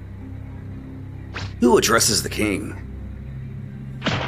Kneeling down, it becomes clear that if not for Broly's interference, the villain would have surely finished him off. Still covering his face and remembering all the innocents he's killed, he's become completely emotionally compromised.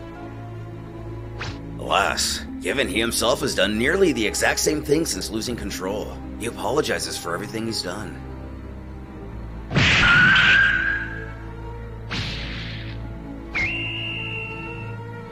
Then knocking him out, the king's soldiers look on in horror. One of them hisses that he just knocked out their king. Was taking the lives of their comrades not enough for him? The one of the admirals instructs his men to wait. He's not acting like he did before. He seems to be in control at last. When Broly himself calls out over to him, he asks them to please get their king to safety. When all of this is over, he will accept his punishment. Which kind of just confuses them all. They weren't really expecting... Wait a minute. Hey! What are you waiting for? Do as he says!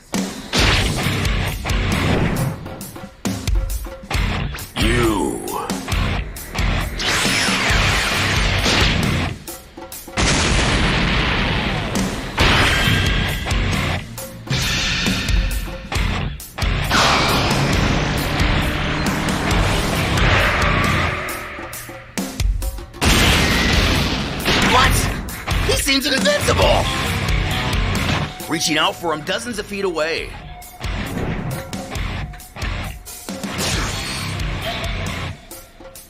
Then instantly appearing right in front of the mage. Broly questions he can regenerate, right?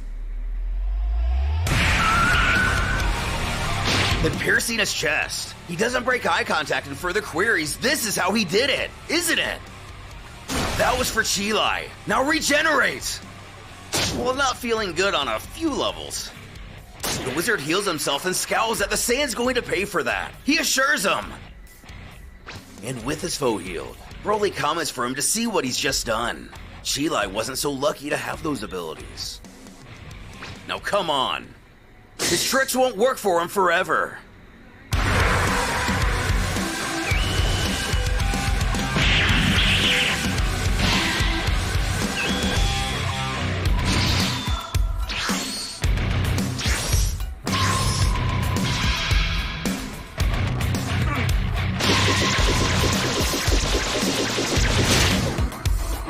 The Fiend opens countless portals around his enemy to try to throw everything he can at him to no effect.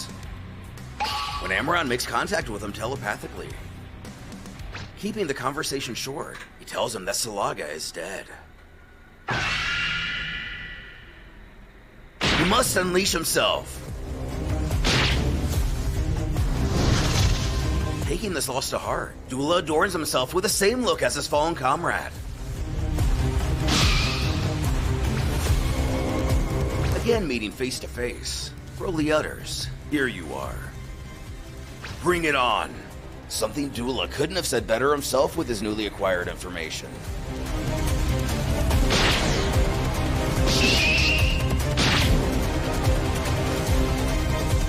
However, the change the Fiend has undergone isn't lost on Broly. He wonders what it is that's wrong with him. The force of his blows and his precision has increased tenfold. He didn't see this coming. Could it be his magic? Dula himself comments that his own physical strength is far less developed than his opponent's, but his magic can make up for this without any problem. He proclaims himself Dula the Summoner, and he will show him what the honor of this name is worth. Trying to kick him, the wizard's vanished, before appearing not far away and unleashing several portals much larger than he's previously produced. He bellows for his adversary to show him how to defend himself against these, inside of which appear to be a bunch of monsters.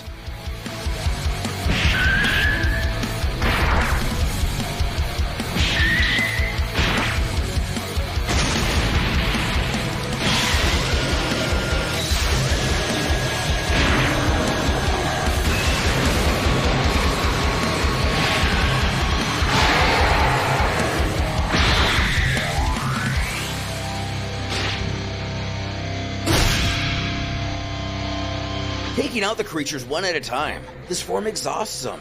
He could lose control again at any moment, so he's gotta stay focused. As it appears, one of these beasts crushes a Saiyan beneath his foot. Dula scoffs good riddance to him, but sending the behemoth flying. The wizard gets a little tingle up his back, starting to think that this guy might be indestructible.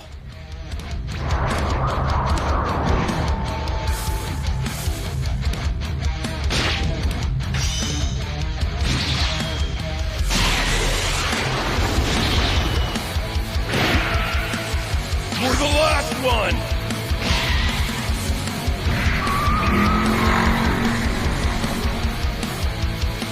Taking out the final monster, he frantically looks around for Dula, knowing he's got to end this.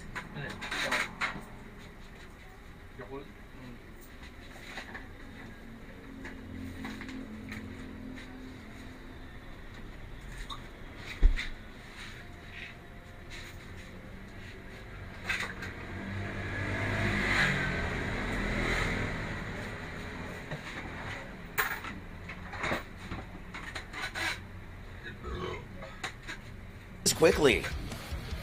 Who shouts? "Behind you, imbecile! I summon the mothership!" Useless!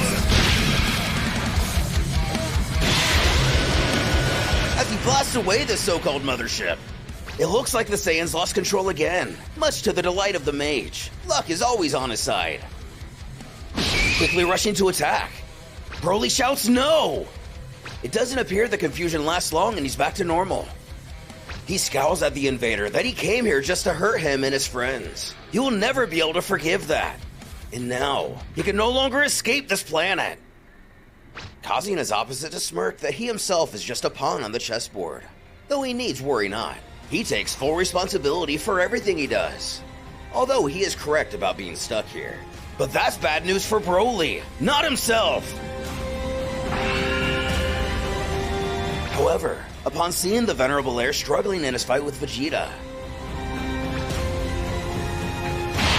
it looks like the demon activated yet another power-up. He thinks to himself that he's sorry, but he's made his choice.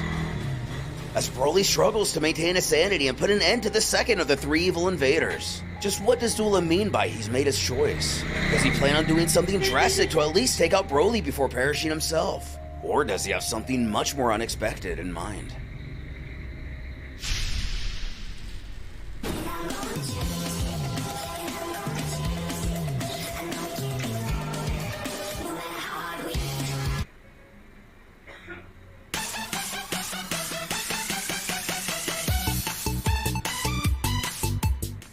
As the inter-universal war looms after the Tournament of Power. Previously, it was discovered that the sinister Universe 14 has launched a preemptive strike against many of the realms allied with our heroes. Most recently, they have found themselves face to face with Vegeta and the Saiyans of Universe 6.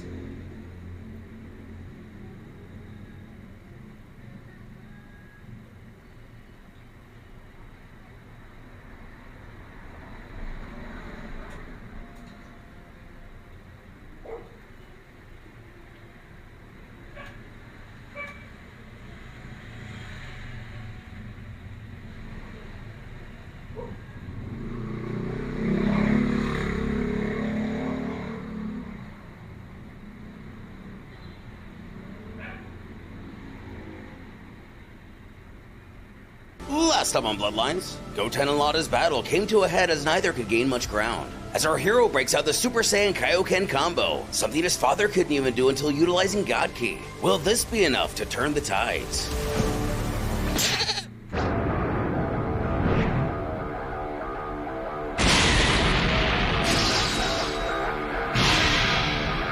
It infuriates Lada that her opponent thought that was enough to put her down.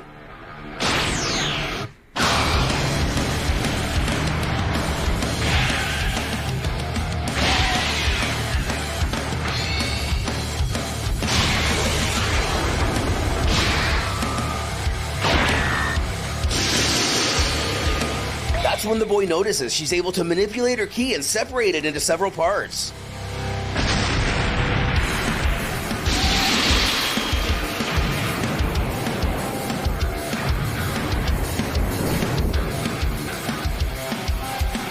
Satisfied with her affront, she ironically laughs to herself that he better stay down this time.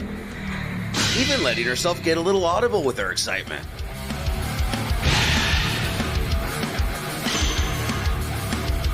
Grown Huber's immediately catching up with her. There's no way he's just fine. How does he keep getting away unscathed?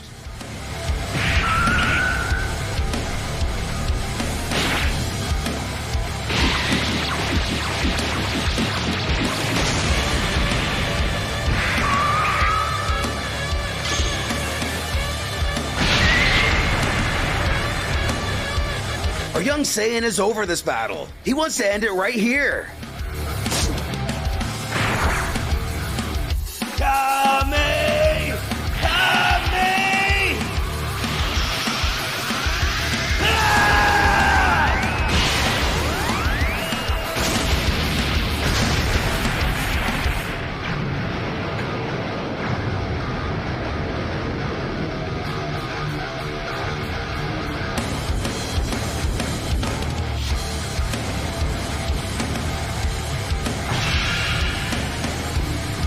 But he can't do this any longer. The combination of Super Saiyan and times 3 Kaioken is too much.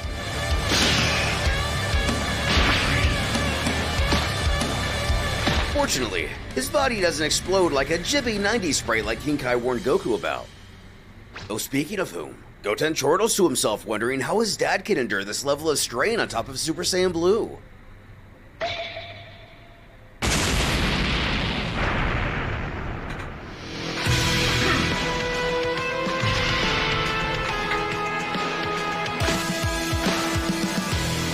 she arises from the smoke with a 1,000-yard stare.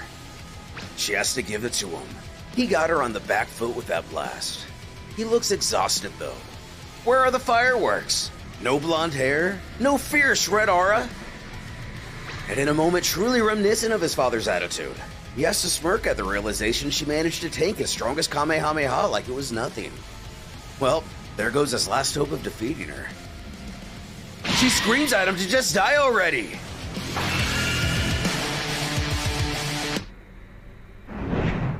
At the lookout, Tien trembles in his unconsciousness, remembering the fight.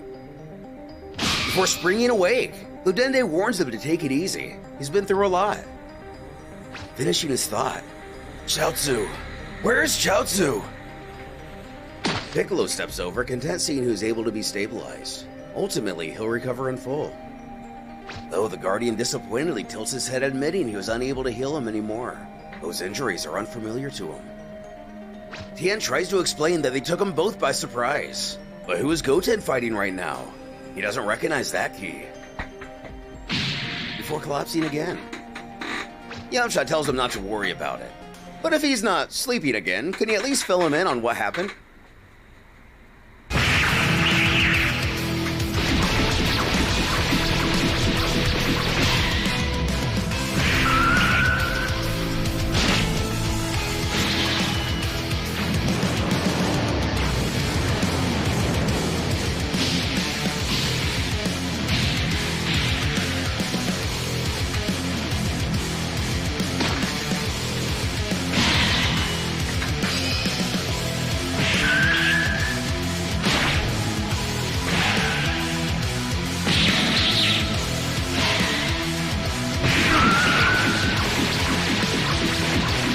Mauled by his foe, Goten thinks how his dad keeps standing up to stronger opponents. No matter how many times he gets knocked down, he always gets back up again.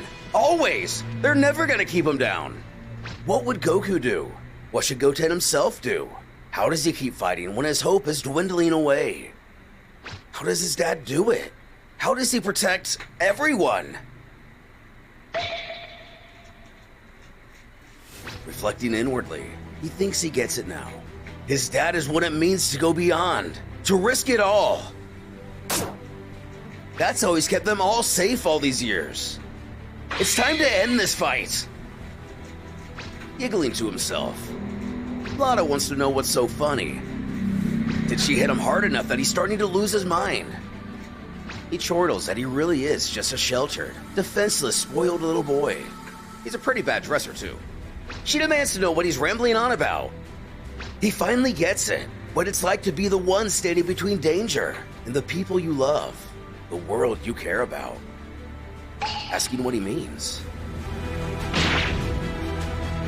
He has to guess it doesn't make sense to her since she doesn't know his father. But he's a great man. He has saved the world and even the universe multiple times. He pushed himself beyond anything she can imagine to keep them all safe. It was naive of him to think he could win without putting it all on the line. You have to give it your all, even if it costs you your life.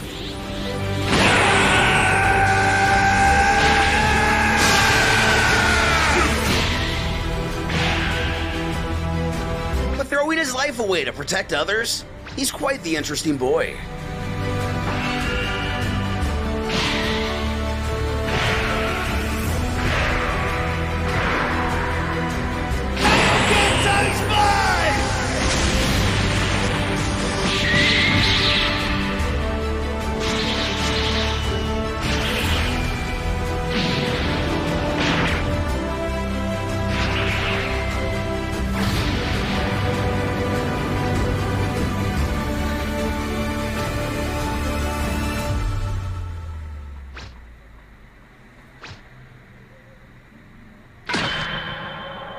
Even though he may have given it his all, it wasn't enough. Lada snickers to know if that truly was his last move. Looks like he's finally down. She could destroy him here and now. She could end this world and everyone on it in one fell swoop. But where's the fun in that? She simply bids him farewell. His strength was admirable, so was his speed. She wasn't expecting something like that. At the same time, her previous prey comes to his senses. looking around for her. Tapion wonders how long he's been out for, before sensing something has happened. He needs to go there. Whipping out his ocarina.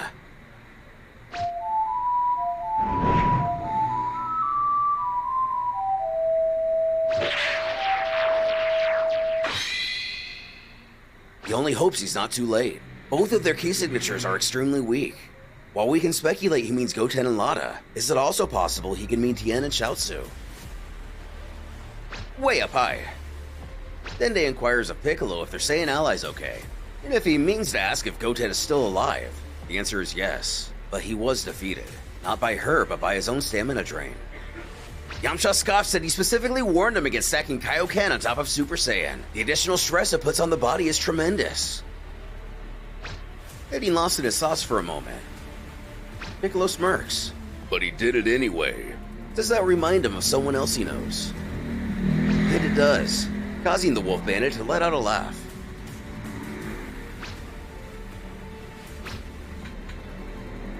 Going into the lookout itself to check on his old friend, he asks how he's holding up. Namekian also enters. He questions if the one Goten just fought was the same one responsible for what happened to his dojo. But no, she wasn't there. There were two of them. They took him all by surprise. They didn't have time to react. His students were no match for him. Did they say anything? Anything at all that could give them a hint where to look? And one of them mentioned some kind of crystal? A relic, as they called it. They said it would help them unleash their fury on the universe. Crystal. This calls back to the reason Lada's here. She claimed to be searching for a relic. The demons, or Osirians. That's what the guy who fought Yamcha earlier was. He claimed Yamcha had stolen something from him who was very oblivious to what he was talking about.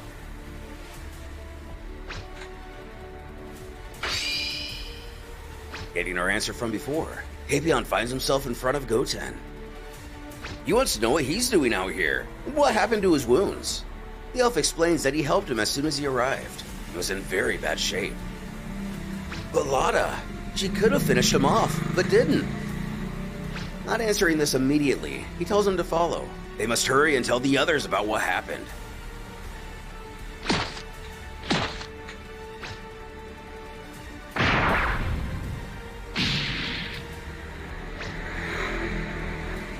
It looks like Lada has won the battle, but lost the war. As these two mysterious creatures approach her, a couple of helpful strangers, the Osirians, or something much more sinister.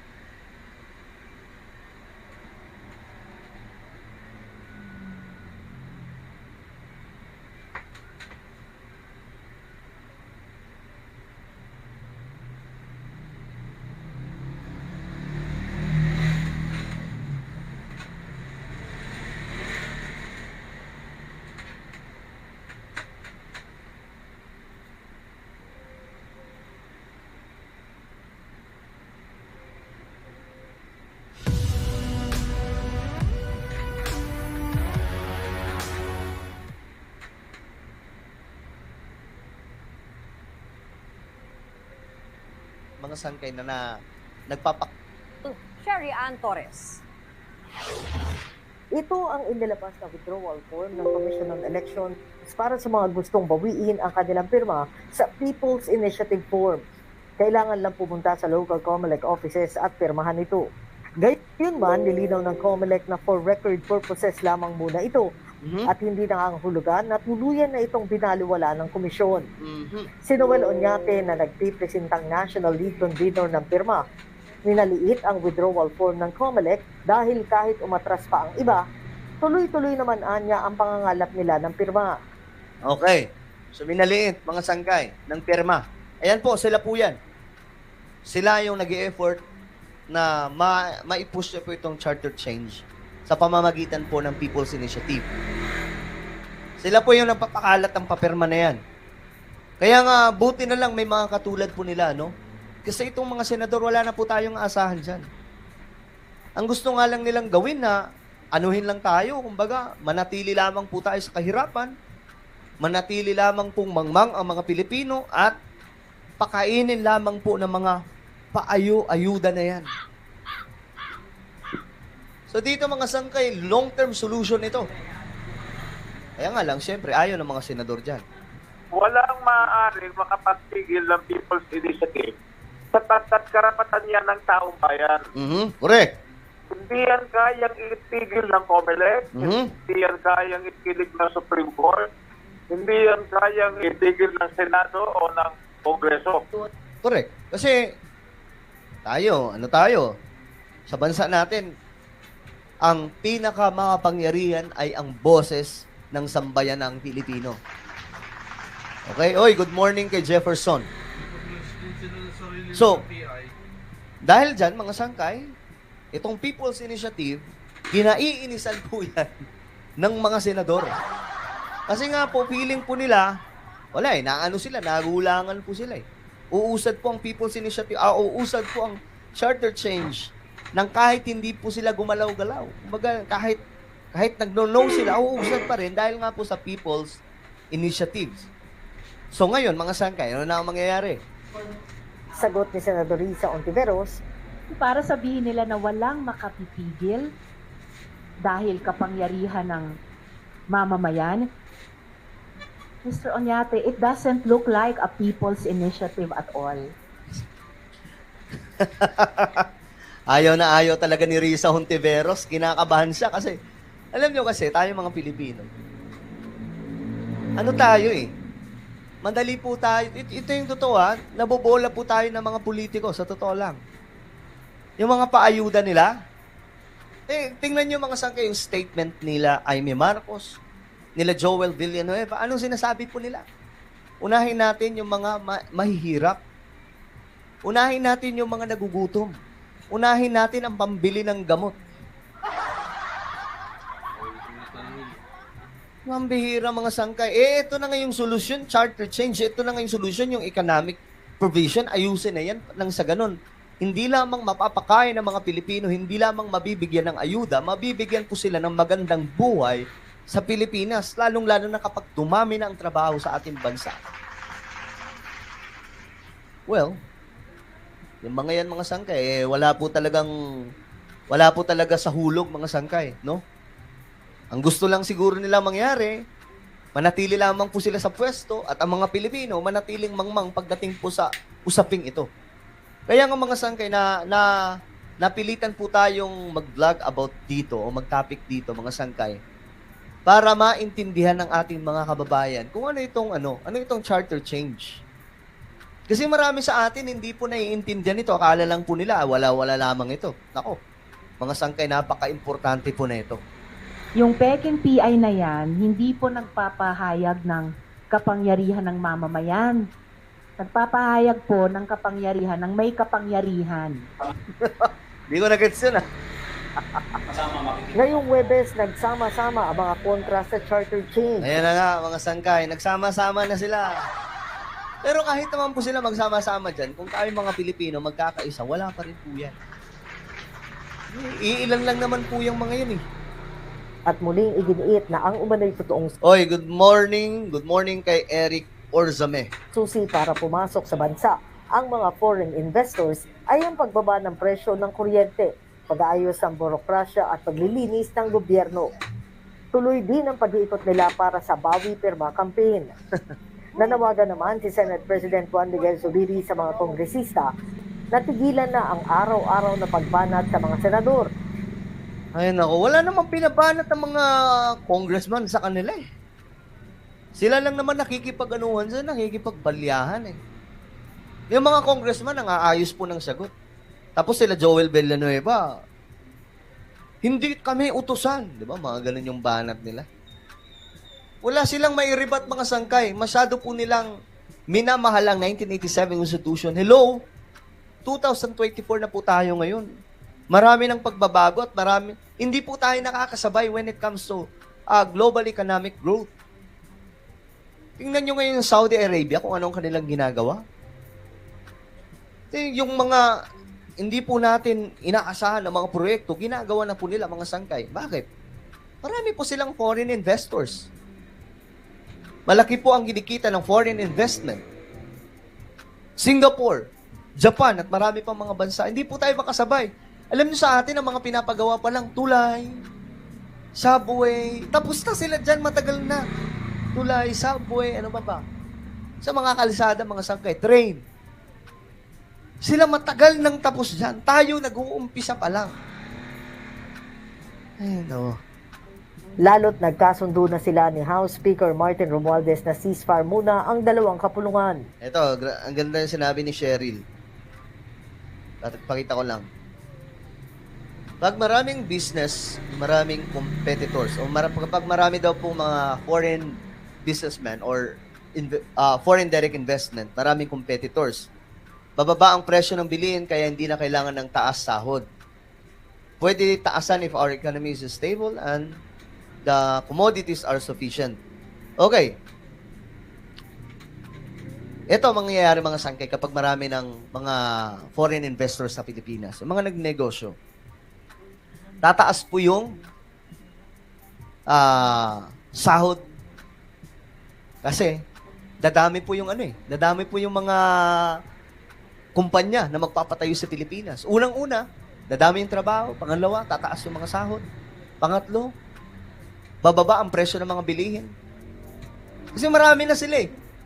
Hindi tulad ngayon, di ba yung bigas, nakukontrol po nila. Maya-maya, sasabihin po nila mga sangkay na kulang ang supply ng bigas.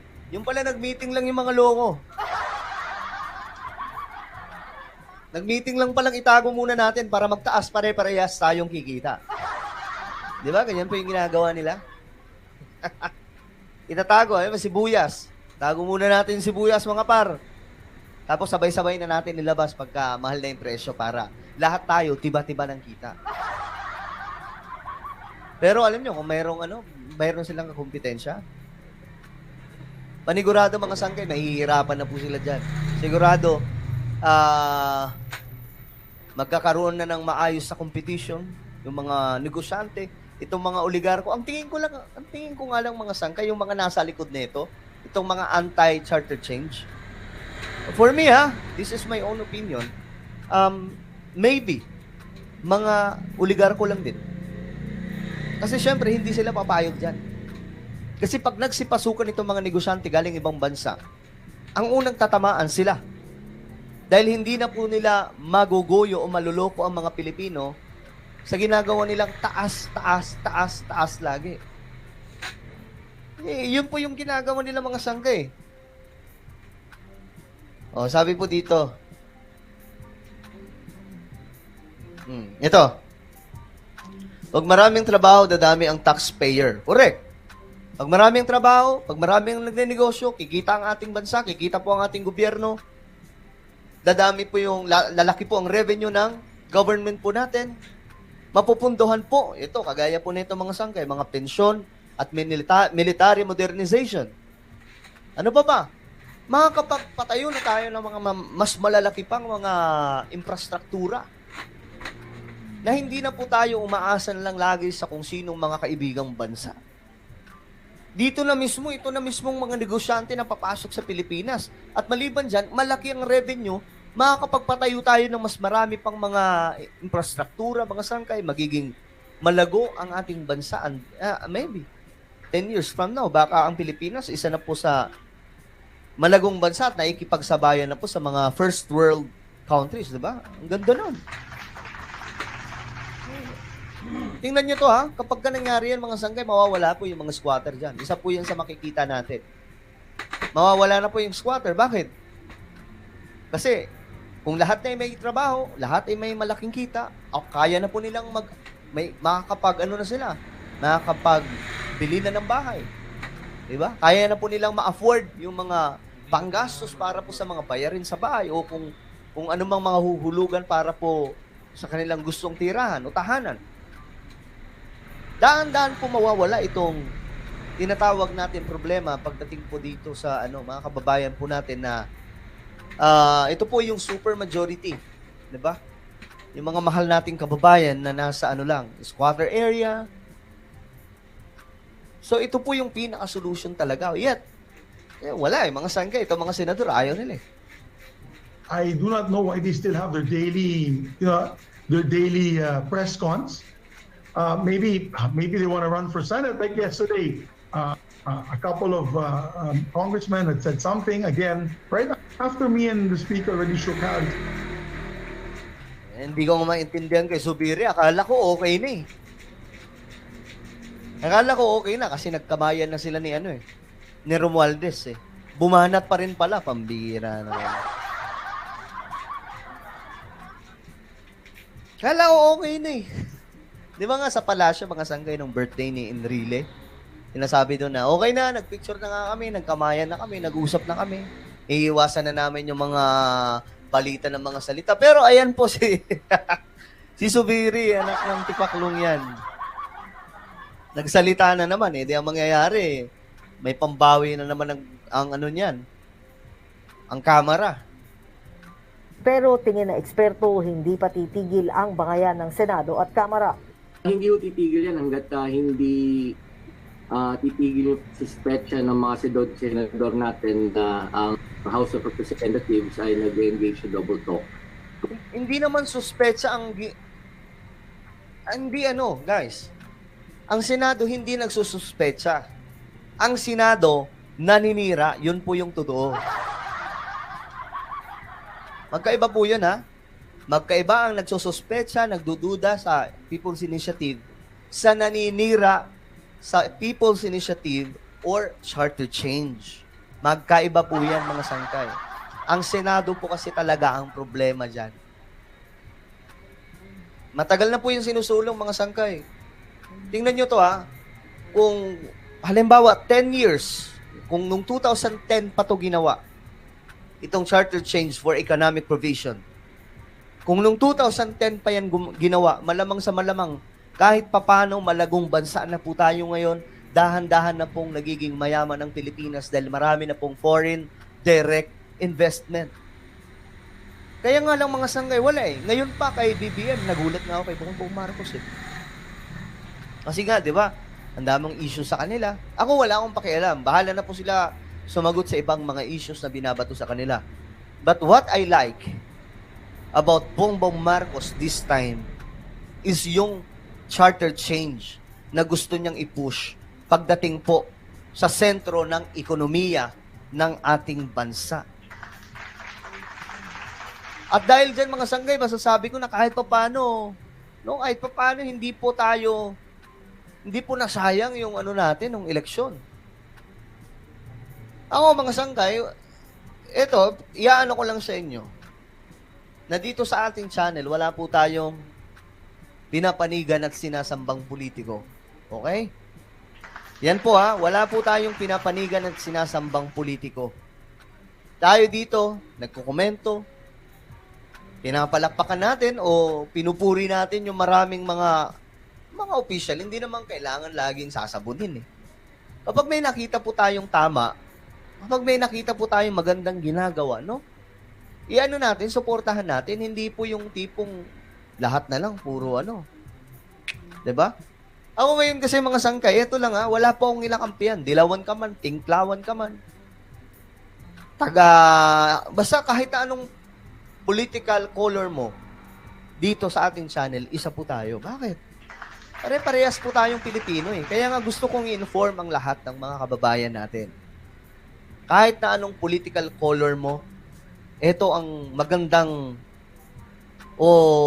gawin natin. Suportahan po natin itong charter change. Okay? Okay, tuloy natin to. Kumbaga man, kunwari nakikisa sila doon sa panawagan ng mga senador na itigil na yung People's Initiative. But then at the same time, patuloy pa rin naman nila na pailalim na isinusulong itong People's Initiative. Ang solusyon dito, sabi ni Coronasyon, magpakita ng otoridad ang Pangulo at tiyaking susunod sa kanya ang Senado at Kamara sa panawagang itigil na ang awayan.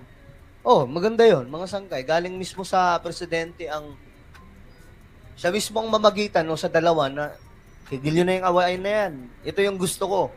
Pero sinabi na po yan ni BBM nakaraan na ang gusto nga po niya maamyanda ng ating constitution at nakatutok lamang, nakasentro lamang sa economic provisions.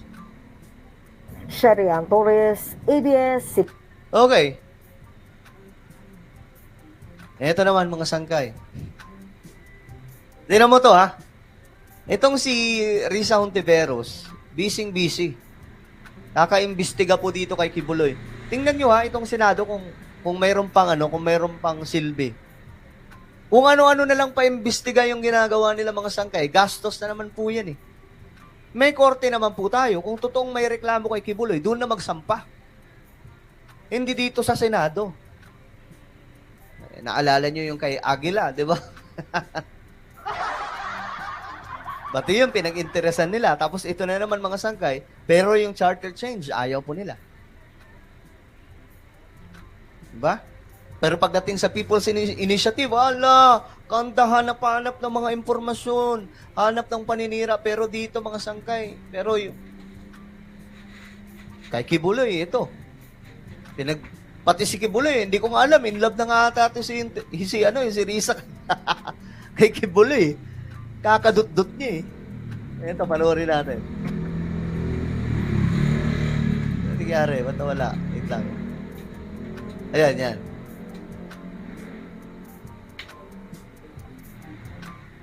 Giniit naman po ni Senador Risa Hontiveros na tuloy ang imbestigasyon ng kanyang komite sa leader of Kingdom of Jesus Christ na si Apollo Kibuloy. Ito kahit pa hindi napipirmahan ni Senate President Juan Miguel Zubiri ang kanyang liham na humihiling na isubpina si Kibuloy. Alam niyo mga sangkay, gastos na naman po yan ng Senado. Yung ginagawa nilang yung Senado. Dalahan ng kung ano-ano mga chismis. 'Di ba? Eto mga sangkay, kung totoong may problema itong si Kibuloy, dalhin po nila sa may korte tayo, doon nila sampahan po nila yan ng kaso. Kaya nga lang ang dating kasi dito mga sangkay nila Hontiveros, parang sinisira po nila yung ni Kibuloy, reputasyon. Parang ganun po. Waste of time. Ito, sabi po ni Ayan. Ay, hindi. Wait lang. Sana ba yun?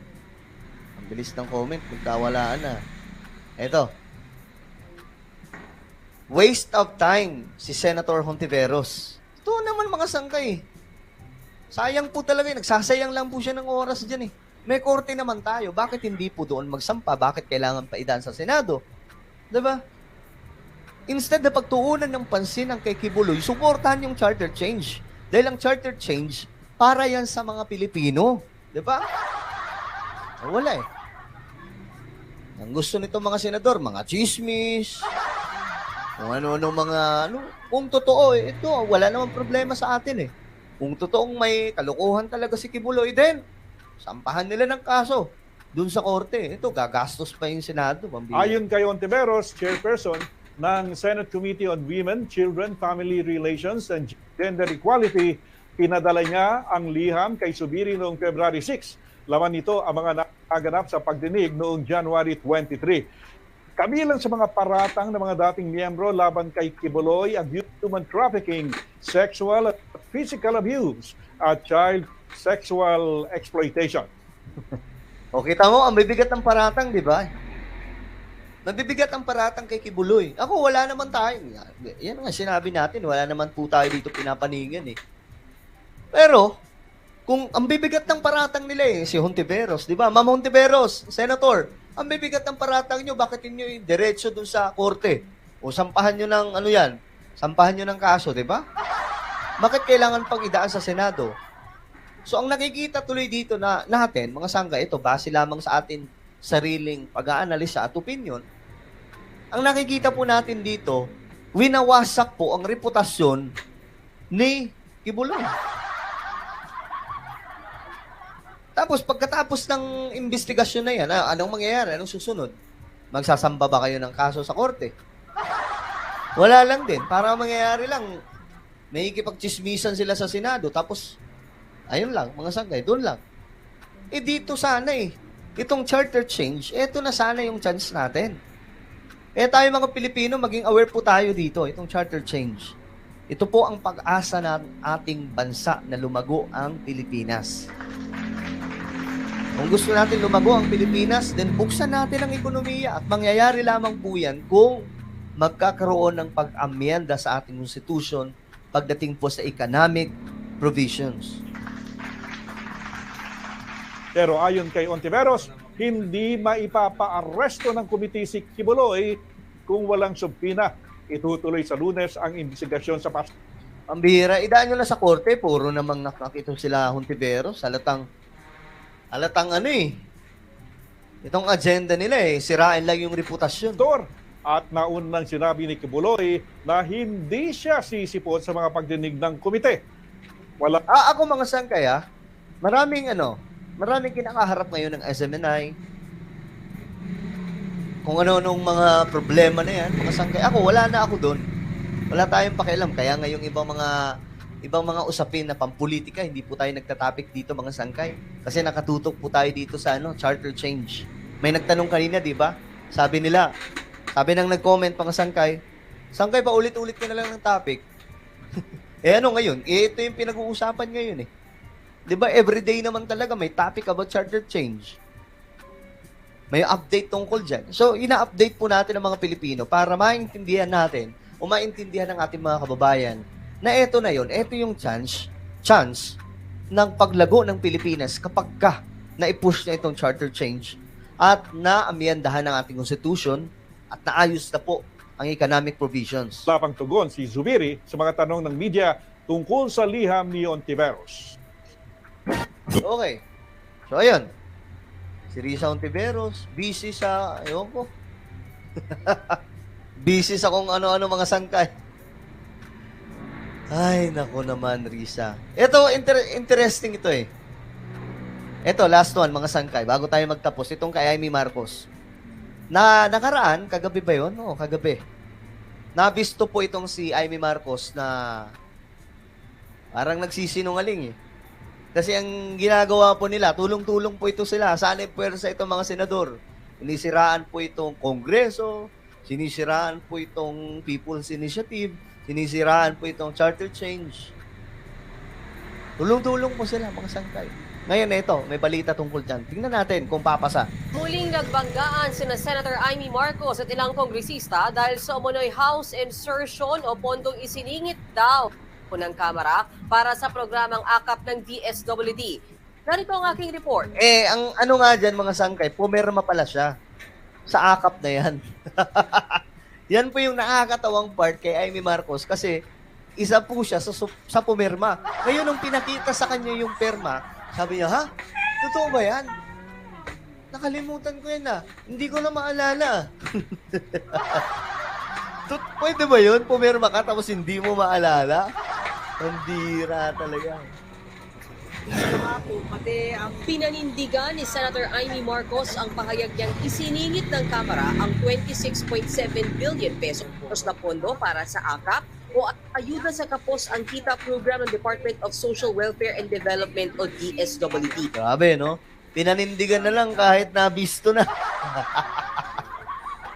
Pinanindigan na lang po ni Madam kahit nabisto na po siya na pumirma naman pala siya. Ay, naku naman, Madam.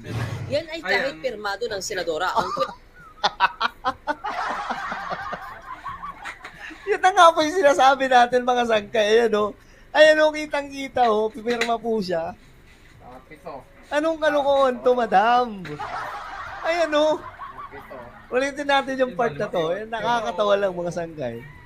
para sa AKAP o ayuda sa kapos ang kita program ng Department of Social Welfare and Development o DSWD. Yan ay kahit pirmado ng senadora ang 2024 General Appropriations Act. Ito na naman, pinapatawa na naman tayo ng balitang ko. Ayan o, pirmado po ni Madam Amy Marcos. Pero anong sinasabi dito ni Amy Marcos na itong akap na to ay ginagamit sa ganito? Ay, nako. Madam, ano ba talaga? Ba't ka pumirma? Nasasabihin niya, hindi ko alam. Hindi ko alam kung pumirma ba ako? Totoo ba? Pumirma ako? Hindi ko na maalala eh. Kung saan malinaw na nakasaad ang halaga ng pondo para sa AKAP. Paliwanag dyan ni Senator Marcos. Kinukuha yung aming mga e-signature. Ayan ha. May paliwanag siya. Ilulusot niya. Pilit ilulusot niyan. Marcos. Kinukuha yung aming mga e-signature. Tapos sila na naglalapat dun sa final version. Hindi ko naman alam na... Ibang klase. So, tinitwist na ngayon. Kumbaga, yung mga signature nila, kinukuha na lang daw para yung copy-paste na lang. Malukuhan naman yan. Yung insertion, nagtitiwala kami na wala namang kalokohan.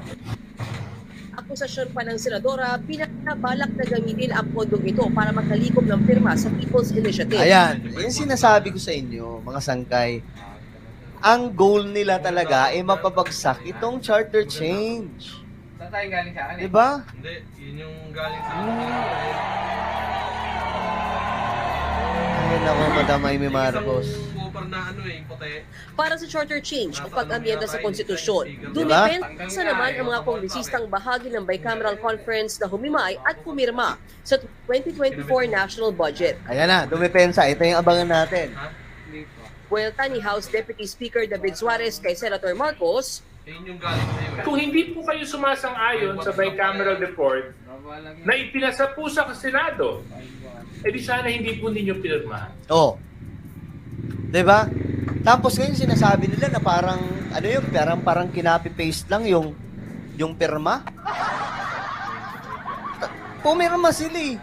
Kasama po dun si Amy Marcos. So anong sinasabi nila dyan na parang nadali po sila, naloko sila? Pambira. Iginiit naman ni House Senior Deputy Speaker Dong Gonzales na tinalakay sa Kongreso ang 26.7 billion pesos na pondo ng AKAP. Yun nga lang, absent daw si Senator Amy. Absent siya?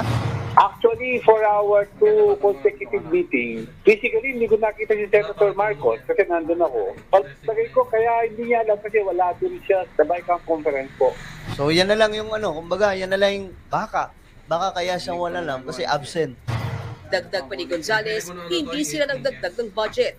At ayon naman sa DSWD, hindi sila kundi ang Kongreso mismo ang nagbigay ng ganung kalaking pondo para sa AKAP program.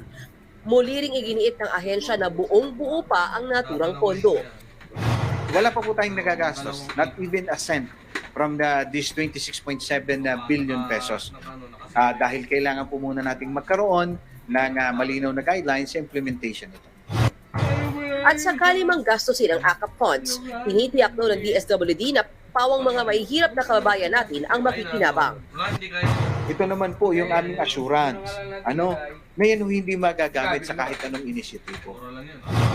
Sa kabila niyan, pinag-aaralan pa rin ni Senator Amy Marcos kung dapat mag-imbestigahan ng issue sa pondo ng AKAP program. Gawin natin So, ayun, mga sangkay, no? Itong mga senador talaga, kung ano-ano na po yung kanilang naiisip ngayon, na pwede nilang maibato para pumapahinto itong charter change. Para po silang para po silang, ano ba tawag doon? Yung para silang nagpapanik. Nasa panic mode po itong mga to eh. lalagyan mo lang Para ano? laban. Kasi ang kinakatakot po nila, mga sangkay na baka lang. Ito kinakatakot po nila na baka magdire-diretso itong pag-amyenda ng Constitution hanggang sa dumating na po sa political naman. Ayusin po yung sistema ng ating gobyerno, gawin pong parliamentary. Kapag nangyari kasi na ituloy-tuloy yan, at naamyendahan ang ating Constitution, at napunta na po sa pagsasaayos sa sistema, Arabas lang talaga ilalabas ng politika sa ating bansa at ng ating gobyerno, ang tungo po nito ay parliamentary system. Diyan sila natatakot. Bakit? Baka kasi mangyari yun at ma-abolish ang sining. At sa totoo lang, dapat lang naman talaga ma-abolish na sila. Kasi wala naman po talaga silang ginagawa dyan eh. Ito na nga itong para sa ekonomiya natin, makakapagpabago na po yun sa buhay ng mga Pilipino. Pero anong ginagawa nila? Diba? Pilit po nilang hinaharang. Wala talaga sa ayos mga sangkay. So ayun, hanggang dito na lamang po tayo. No? So shoutout po muna sa lahat ng mga nanonood ngayon. No? Yung binili ko. Wala. Ito, magbasa-basa muna tayo ng comment. Well, I think they already started to discuss that issue. Let's just support BBM. Pang two-way yan eh. Hindi, may Twitter din siya, kaya lang pangit. Ito. Yung 51 billion nga ayaw imbestigahan ni Senator Amy, instead yung akap na yan. Ano ba yung 51 billion? Yan ba yung kay ano? Yan ba yung kay Pulong? Bakit naman? Pag sa ibabaw mo nilagay yung Twitter. Sabi ni di ba, maganda dito, marami na sa atin na may idea tungkol sa pagsasaayos sa sistema. Kagaya po nito, let's have the parliamentary system. Di ba?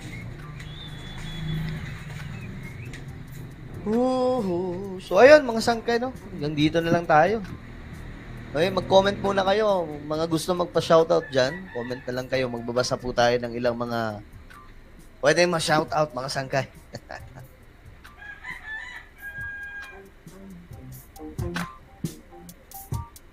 Yung sabi sa first district ng Davao, yung 51 billion ni Congressman Pulong. Yun nga yung sinasabi natin.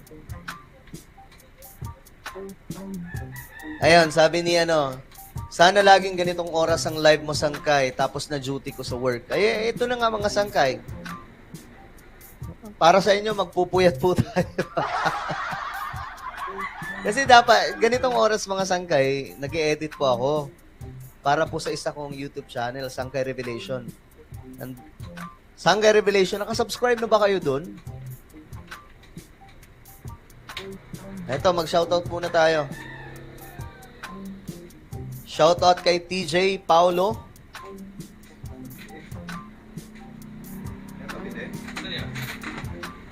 Ay, boss. May energy ka? Wala na. Shoutout kay Geliemons. Sabi niya, so, naka-live din ako habang nakikinig sa'yo at habang naka-online game. So, thank you so much. Sabi ni Angela, bukas uli, ganitong oras. Ganitong oras na tayo. Mga 1:30. Launa or 1:30 tayo mag-start. Okay? Ito, okay, sir. Marami talaga may gusto sa ganitong oras, no? Maraming salamat. Nakasubscribe po si Cheryl sa isa kong YouTube channel. Ito po ay Sangkay Revelation. Nakasubscribe na ba kayo doon? Shoutout kay shoutout kay Lord Jesus. Bakit shoutout kay Lord Jesus? Okay, no? So, maraming salamat po sa inyong panonood at hanggang dito na lamang po tayo. Paki-share po yung video na to. Mga sangkay, huwag niyo pong kalilimutan na i-share ang ating live ngayon. Maraming salamat. At sa mga team replay, ayun, panoorin nyo na lamang po ito. So ako na po yung magpapaalam hanggang sa muli. This is me, Sangkay Janjan. Palagi niyo pong tatandaan that Jesus loves you. God bless everyone.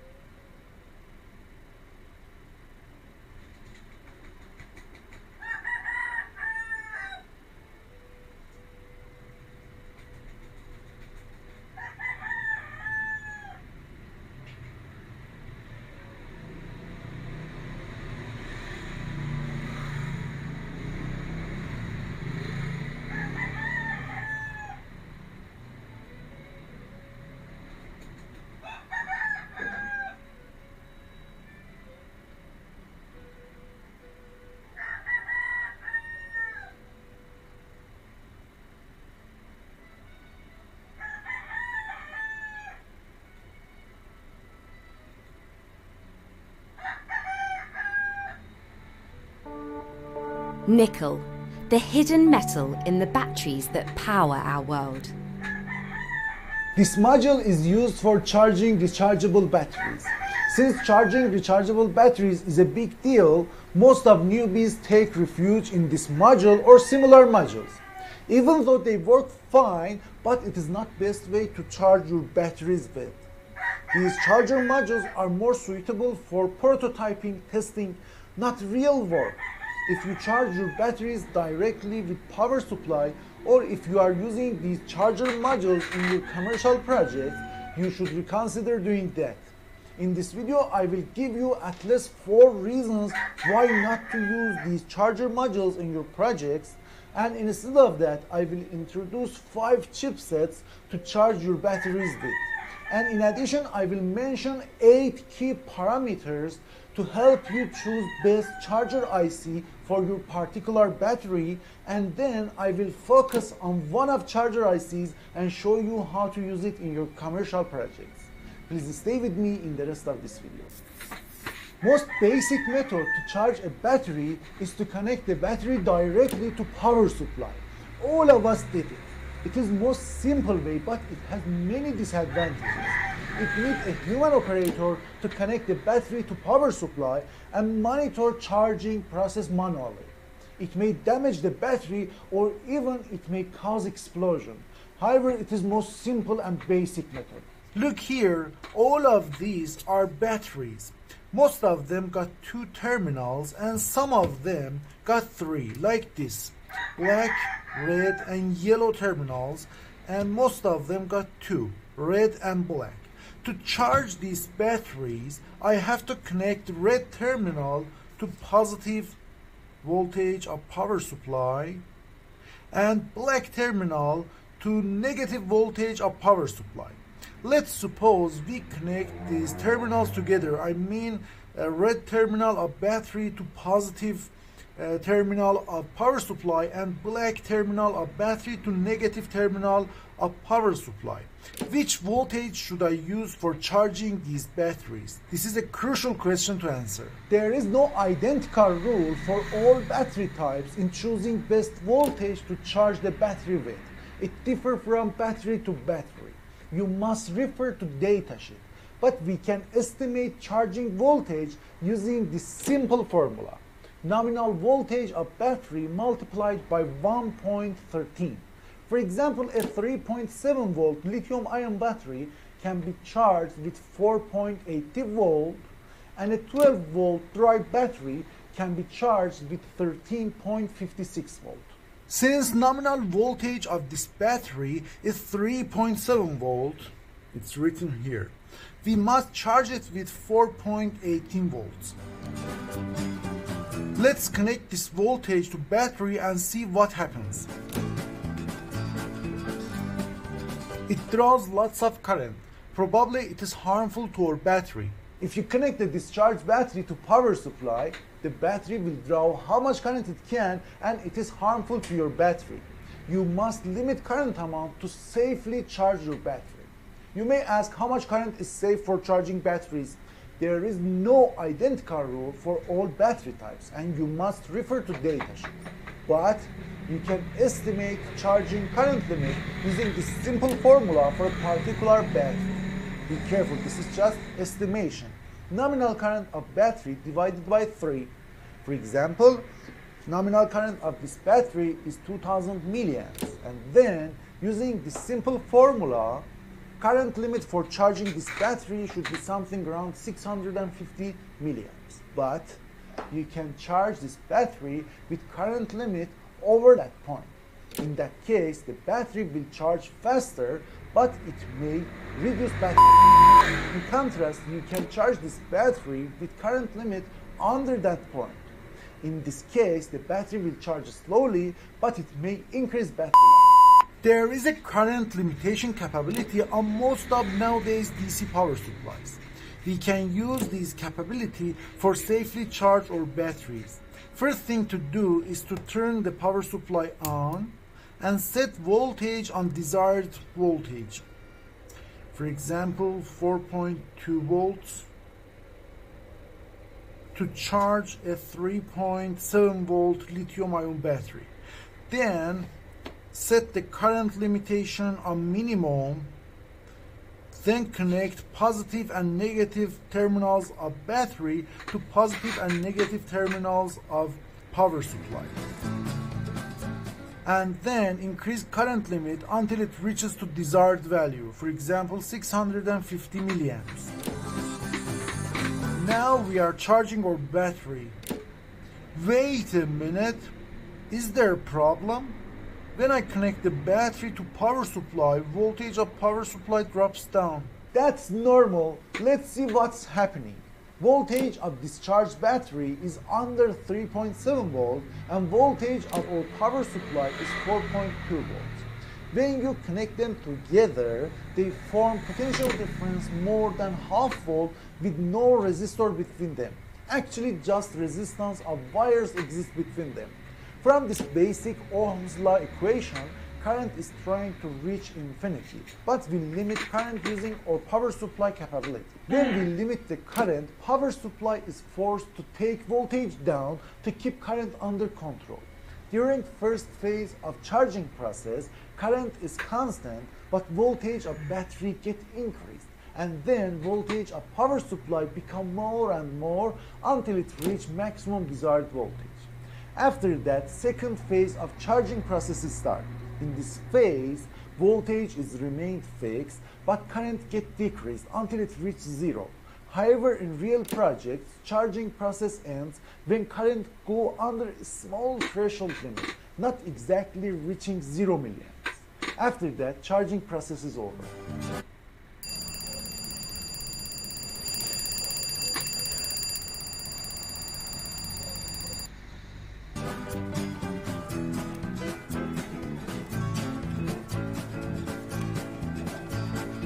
Left side of red line is first phase and right side of red line is second phase. In first phase, voltage is variable. Look here, voltage is increasing and current is fixed and equal to 650 milliamps. But in second phase, voltage is fixed and current is variable. Current is decreasing here. In some cases, which initial voltage of battery is very low, it is necessary to do a pre-charge process before starting first phase. In a pre-charge process, charger circuit starts with very low constant current to pull voltage of battery up to minimal voltage and then start first phase. So that's it. If you need to safely charge your battery, you have to use a DC power supply and there is no other way.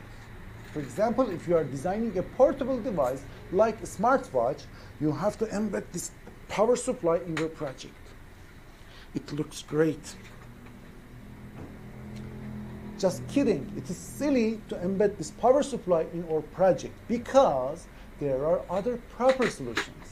The proper solution is to use a charger chipset. There are lots of ICs to charge and manage batteries.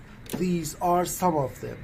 In beginning of this video, I told you not to use these charger modules. However, these charger modules are nothing but the charger IC on their PCB. Now it is time to give you 4 reasons not to use these charger modules and use these ICs instead of them. Reason number 1. These modules makes your project expensive. Someone bought this chipset and designed a PC before that and soldered other components. It is obvious they do this for money and this makes your project expensive. You have to pay their way. Reason number 2.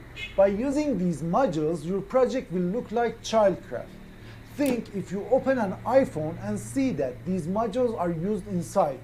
How would you feel about the iPhone? Will iPhone still have the same glory? Absolutely not. Reason number 3, it is likely the module is not fully compatible with your battery, especially in terms of current.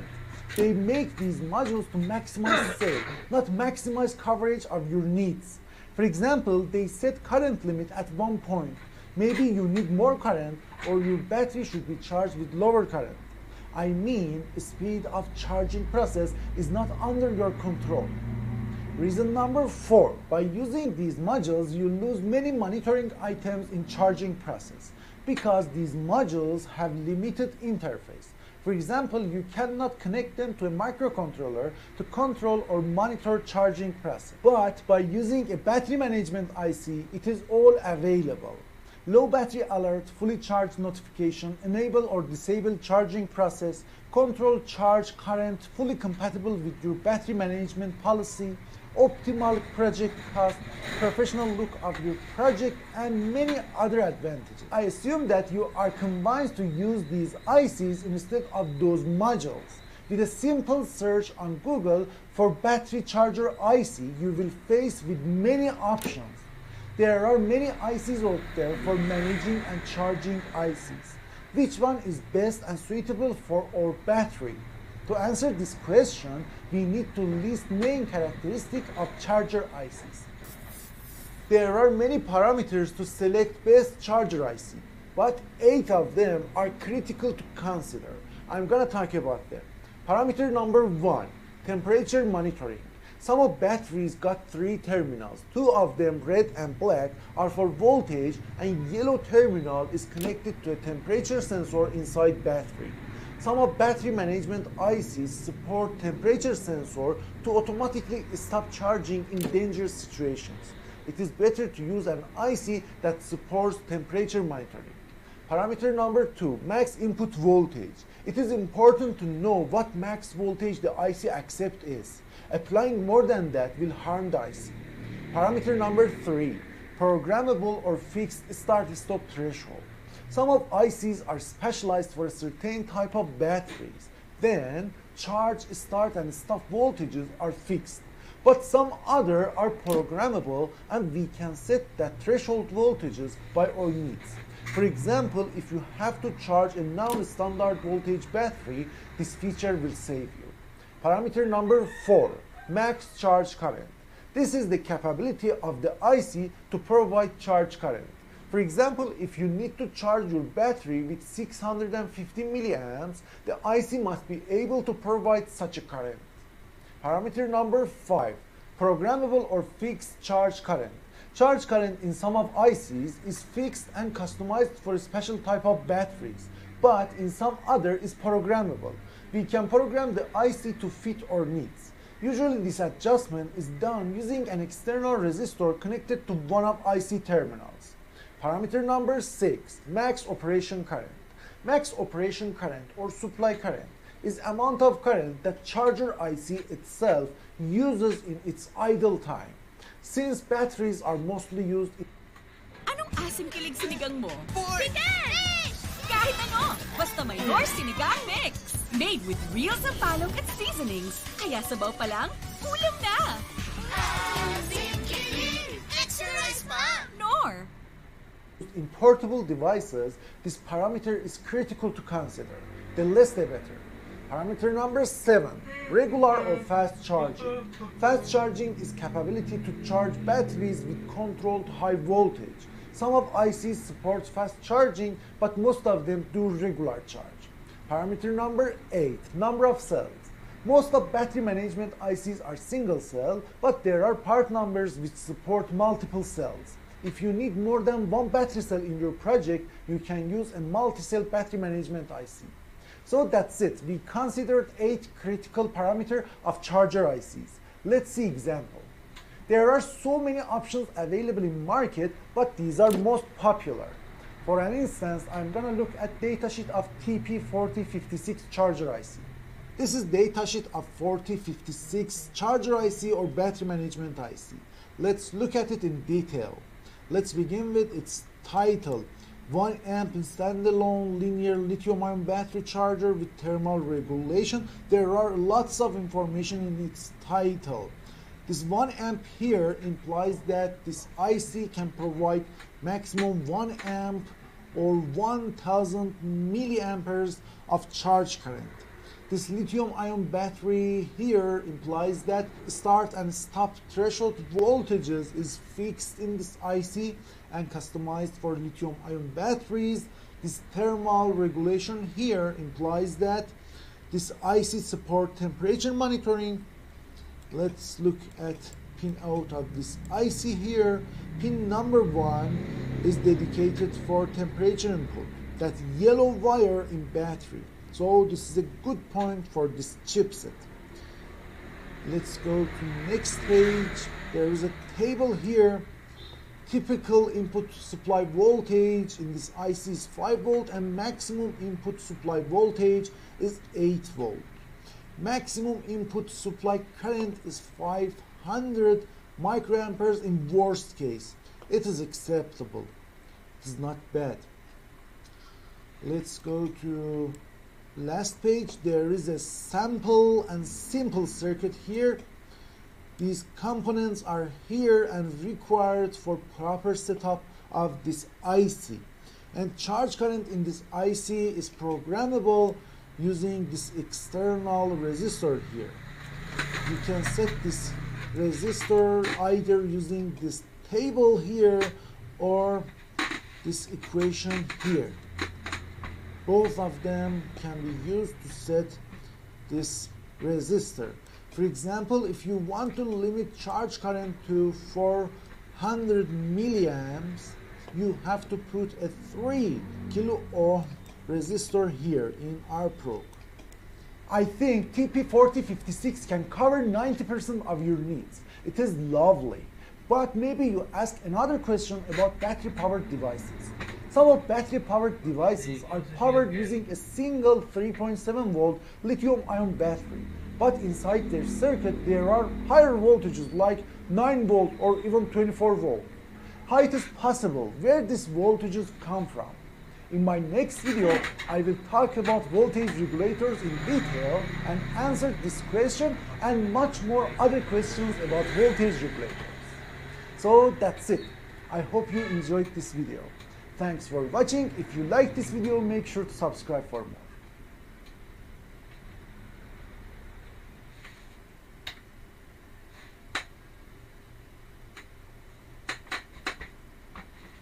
This button here, hit this button. Thank you. Atin, alam nyo, naku, umiinit, talagang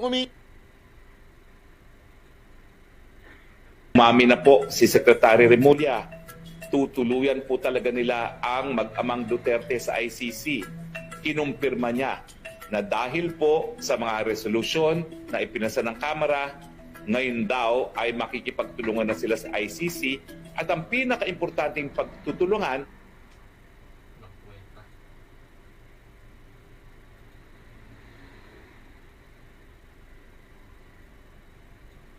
Magandang araw mga kababayan, mga kapatid at mga kaibigan. Ako po si Banat Bay. Welcome to Banat Bay Channel. Dito po sa ating channel, pinag-uusapan natin ang mga trending na news, mapapolitika o ating mga personal na buhay. O kahit nga chismis, pinag-uusapan na rin natin dito. At binibigay po natin ang ating opinyon patungkol sa mga ito. Lalong-lalo na ho yung mga bagay na makakaapekto sa ating buhay. At pag tama ang ginawa ng isang politiko o kaya ng isang government,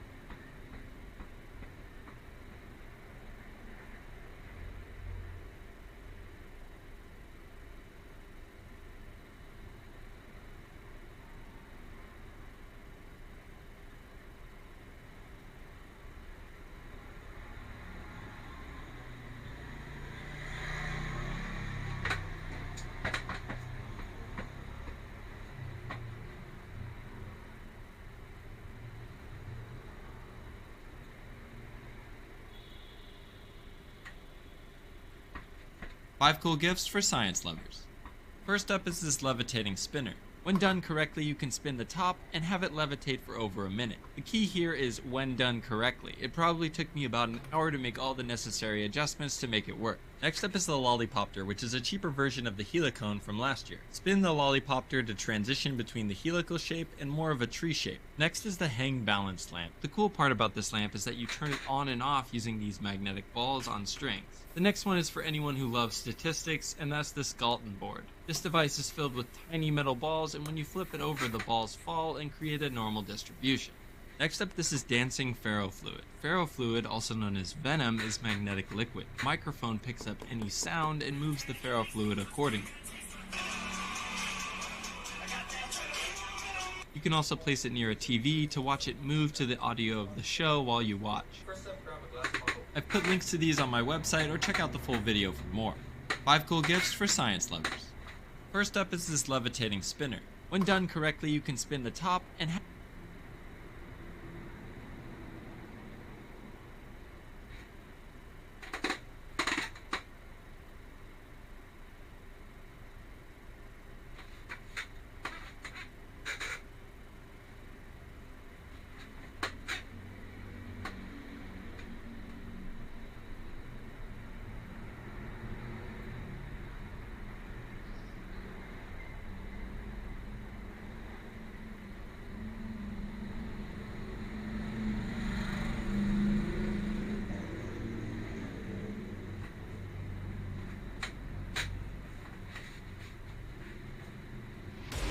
The perfect smile is the one you don't hold back. Colgate Optic White O2. Feel the warmth of active oxygen whitening. It starts to whiten teeth in 3 days.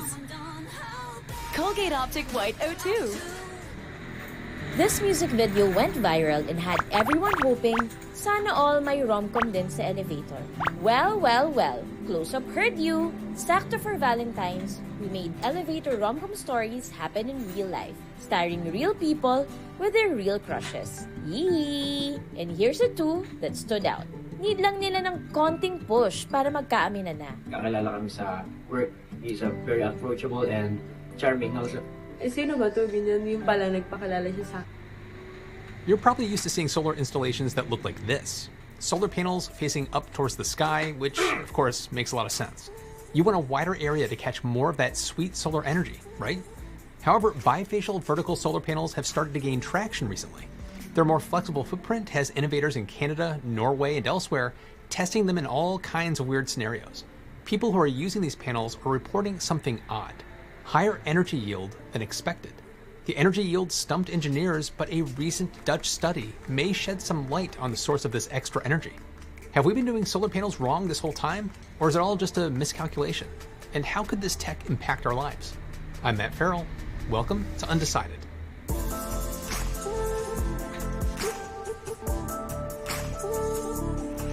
This video is brought to you by Surfshark, but more on that later. Before we can solve this mystery, what are bifacial vertical solar panels, also known as VPVs or BVPVs? I'm gonna have a really hard time saying that this entire video. We'll break it down into 2 parts. Now, first, look at this. Here they are, and they don't look that much different than your standard solar panel array. But there's a lot of things going on under the hood.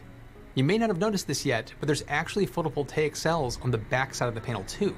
So why? Well, we've explained how solar panels work in other videos, but here's a quick recap. You've got a silicon semiconductor complete with positive and negative sides. Sunlight hits our cell, knocking an electron away from a silicon atom, which is drawn to the negative side.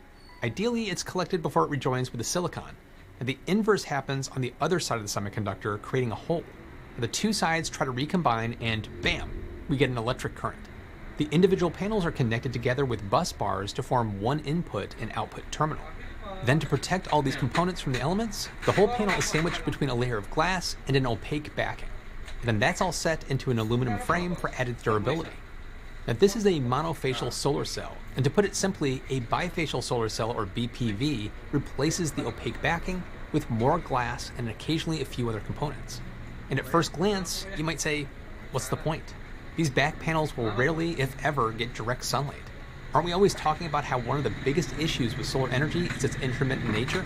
If cloudy days can significantly reduce their energy yield, surely facing solar panels away from the sun isn't going to do that much. And you're not wrong. But due to albedo, essentially which is reflected light, the bifacial cells can be up to 15% more efficient than their monofacial counterparts. This is especially true in high albedo locations like deserts or lightly colored rooftops. It also works for high albedo conditions like these troublesome cloudy days when no one is getting direct sunlight at all, or when snow on the ground is bouncing a lot of light around. And I know what you're about to say, Matt, buddy, if these cells absorb extra light, then that's where the extra energy yields are coming from. Mystery solved. I'm sorry to tell you that the experts have already accounted for that. The mystery persists. Well, we haven't talked about the vertical part of the vertical bifacial solar array yet. Now, surely the extra energy must be related to that. Actually, no, at least not directly. Now, unlike our bifacial example, you can probably tell what's different about vertical solar panels right away. You also probably know that standard solar panels aren't exactly horizontal. To get the maximum returns on your solar panels, the general rule of thumb is to set them the same degree as your latitude. For example, I live in New England and my latitude is roughly about 42 degrees. So my solar panels ideally should be set to about 42 degrees. It's simple stuff. And generally, you're also going to want to point your panels south to maximize your sunlight hours too. So if angle optimization is so well understood, what's the point of vertical solar panels? Well, check out this graph. Now, these are the findings from a recent study conducted by the Leipzig University of Applied Sciences. As you can see, the BVPVs are deployed in an east-west orientation. They gather more energy in the mornings and early evenings. Now compare that to these graphs on peak energy demand, and while not a perfect match, it does fit much more closely with our energy needs than standard horizontal panels do. So is this it? Did Leipzig crack the mystery of the higher yields? Nope. This is just a nice bonus and doesn't explain the extra voltage, but I've kept you in suspense for long enough. So let me reveal exactly where those mystery bonus yields are generated. If you're playing along at home, this is your last chance to guess, so write it in the comments. I'll wait. Actually, while we wait, this is the perfect time to talk about today's sponsor, Surfshark. Surfshark is a fast, easy-to-use VPN full of incredible features that you can install on an unlimited number of devices with one account. Most of the time when we talk about VPNs, we're focused on giving yourself security as you travel around the world, but it can do way more than that. Since you can make it look like your IP address is coming from somewhere else in the world, it unlocks geofencing blocks on content, like streaming services. But that's not all. Even shopping services will sometimes gate prices on your location, so you can change your location to make sure you're getting the best prices. They also have add-ons to their VPN service to unlock things like Surfshark Alert, which will let you know if your email or personal details like passwords have been leaked in online data breaches. So secure your privacy with Surfshark and use my coupon code UNDECIDED for an extra 3 months for free. Surfshark offers a 30-day money-back guarantee, so there's no risk to try it out for yourself. I've been using Surfshark for years now and I love it. Link in the description below, and thanks to Surfshark and to all of you for supporting the channel. So to get your guess into the comments, well, to explain the mystery, we have to change the way we're looking at the solar panels, literally. Solar panels get hot. Of course they do, because they're baking in the sun all day. They're built to take it, mostly. Machines tend to perform worse as they get too hot. You've probably experienced this with an older phone or computer. Ever lift your smartphone up after sitting in a hot car? You may find that the phone displays a message that says too hot, meaning some functions have been disabled to prevent damage to the phone. Too hot differs from machine to machine, but even solar panels get a little too hot. Now when they do, it results in a dip in operating voltage. As you can see here, a solar panel's voltage is influenced both by the amount of light and by the temperature of the solar cell. Increased sunlight or irradiance increases the voltage logarithmically. Frustratingly, the increasing temperature that usually comes with lots of hot, bright sunshine causes the voltage to decrease, usually by about 0.3 to 0.4% per degree centigrade. And right when solar panels should be performing their best, they start to struggle. One reason for this inefficiency is the increased Brownian motion as temperature increases. If we think of the atoms in a conductor or semiconductor as a vibrating lattice, the higher the temperature, the faster the atoms vibrate. If you're a little electron representing our electrical current, you need to get through this lattice. It's much easier to get through a lattice that's moving slowly versus one that's moving quickly. In essence, most materials see an increase in electrical resistance with an increase in temperature. This leads to the results of the Netherlands Organization of Applied Scientific Research, or TNO, study. The TNO installed a small vertical bifacial PV system in an east-west facing configuration in Petten, the Netherlands. They collected data from these panels and created a simulation with a digital twin. This allowed TNO a greater level of control over the variables and allowed them to more easily contrast the results with horizontal panels in similar conditions. Now what they found will surprise you. As you can clearly see here, the vertical bifacial solar panels are much cooler than their horizontal counterparts. Why? Well, their heat transfer coefficients, a figure that defines how heat energy passes from one material to another, are much lower than expected. And this means they remain much closer to the ambient temperature, only half as hot as their horizontal buddies. Likely because their orientation and facing means that they can dodge some of the worst of the heat. Regardless, these lower temperatures mean less voltage is lost to overheating, which allows the vertical bifacial solar panels to generate more energy overall. The paper's author, Bas van Aken, put it this way: these lower operating temperatures have a positive effect on the operating voltage, and thereby on the total energy generation, particularly under high irradiance conditions. So how much more voltage do these vertical bifacial arrays generate? Well, up to 4% on very sunny days, equating to about 2.5% more energy annually. Now, this might not sound like much, but when it comes to this kind of optimization, even fractions of a percentage point are big news. Every little bit counts, especially when they're talking about something as scalable as solar panels. When it comes to solar parks, or something with hundreds or thousands of panels, small performance boosts like this really add up. So what exactly are the implications of this study to all of us? Well, good news for team vertical bifacial photovoltaic array deployed in an east-west orientation. More power from the same footprint is obviously a win. In a vacuum, these are just plain better solar panels. Are there any downsides? Well, you could argue that since TNO's study was done entirely via computer modeling, it's not as cut and dry as it might seem at first. You could nitpick their methodology. The study notes that for 6 weeks of March and April, their physical solar panels were down, which is, not ideal. I'm not suggesting that TNO has done anything less than their due diligence. My concern is that all too often in the world of emerging tech, we find something that looks amazing in the lab, but hits some kind of bump on the road to the real world. Now, unfortunately, it often pays to be a little skeptical. On the other hand, bifacial vertical solar panels have been around since the 1940s and have been on the market since 1983. This is anything but a new technology, so why are they more rare than their horizontal cousins? Bifacial panels tend to be a little more expensive than your standard solar panels because they utilize advanced materials and design. That leads to increased manufacturing costs, and don't forget, these panels need their own special mounting equipment. If you want to ensure both sides of the panel are generating electricity, then there's some additional installation factors you have to consider. And since both sides of the solar panel are exposed to the elements, there's some additional lifetime maintenance you might have to perform. And taken all together, you can see why the upfront and maintenance costs tend to be higher than the norm. So yeah, vertical bifacial photovoltaic systems are not going to be the superior choice 100% of the time. However, TNO says that the cooler operating temperature of vertical bifacial PVs should result in less degradation, which could mean a longer lifetime. It's complicated. There's also some use cases where BVPVs are just plain better, so let's revisit some of those additional benefits. Vertical solar panels take up less room than horizontal. Now, you can't just cram extra solar panels into that footprint, as we mentioned earlier. They'll start blocking the sunlight and your yields will suffer. But you can share that footprint with other things as long as they don't block too much sun. So what else likes a lot of sun but isn't too tall? Well, certain low crops, such as peas and carrots, are not tall enough to block panels and benefit from the shade that the panels provide. People need energy and people need to eat, but land is a limited resource, so why not double it up? There's actually a whole subfield of solar engineering called agrivoltaics dedicated to studying the best ways to combine solar farming, farming. Vertical solar panels are big in agrivoltaics because they can comfortably fit between rows of veggies. I've got an entire video on that, which I'll link to in the description. These benefits aren't limited to rural settings. Toronto is planning to deploy bifacial vertical solar panels alongside highways and train tracks as noise dampeners that can also generate some green energy. It's pretty clever.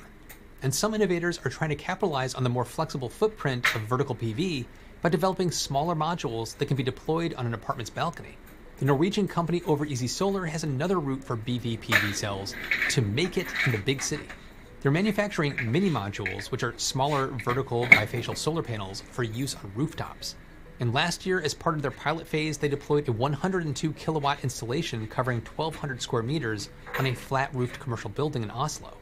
When PV Magazine mentioned the TNO study to Overeasy CEO Trygve Mongstad, he reported that he was seeing similar results with his BVPV module.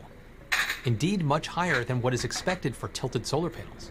So are vertical bifacial PVs the end-all, be-all of solar panels? No. There are likely scenarios where horizontal is likely the way to go, financially or otherwise. I'd also like to see some more tests and studies to back up TNO's study before I jump to any conclusions. As exciting as the anecdotal reports of higher yields are, they also don't really count. However, the preliminary evidence is clear. Vertical bifacial PVs are already outperforming their horizontal brothers, and the technology is only going to improve. This likely has big ramifications for solar farms and rooftop solar on commercial buildings. It's a good example of why experimentation and collaborative work can lead to some significant optimization, even in things we thought we understood pretty well. This could be vertical bifacial solar panels' time to shine. So would you want to set up vertical solar panels where you live? Jump in the comments and let me know. And be sure to check out my follow-up podcast, Still to Be Determined. We'll be discussing some of your feedback. And thanks to all my patrons who get ad-free versions of every single video. Your support really does help to keep delivering these videos every week. If you'd like to support the channel and get in on the early videos, check out the link in the description. I'll see you in the next one.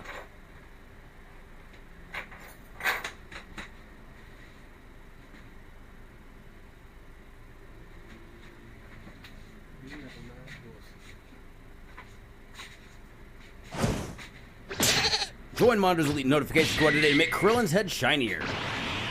Authors and artists work really hard on this stuff, so please support them using the links below. Sponsored by Miles Kirby!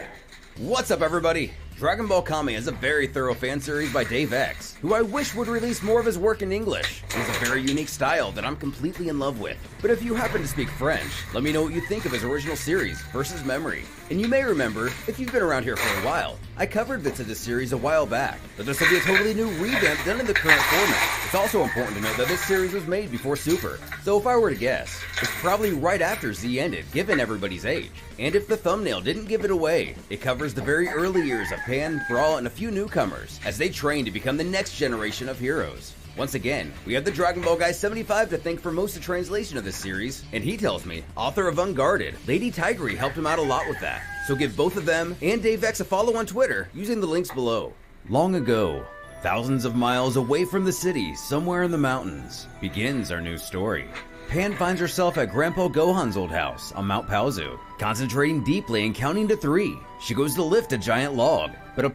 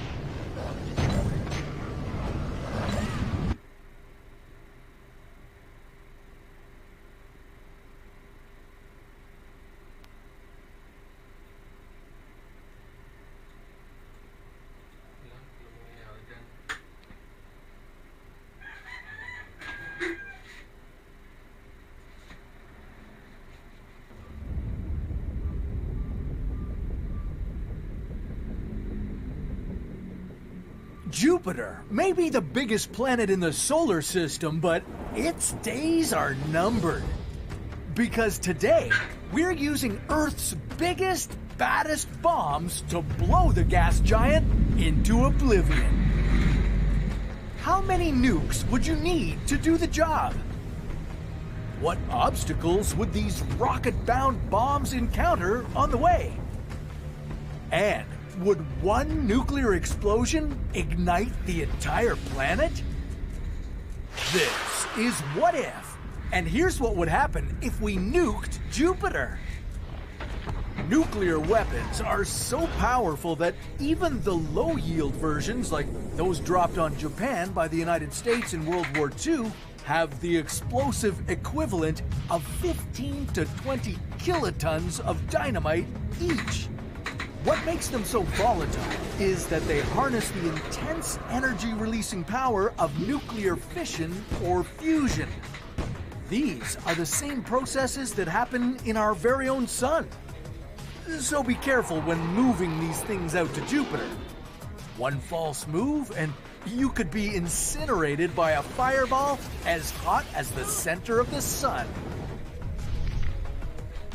In order to blow Jupiter to bits, one single bomb wouldn't necessarily be up for the task.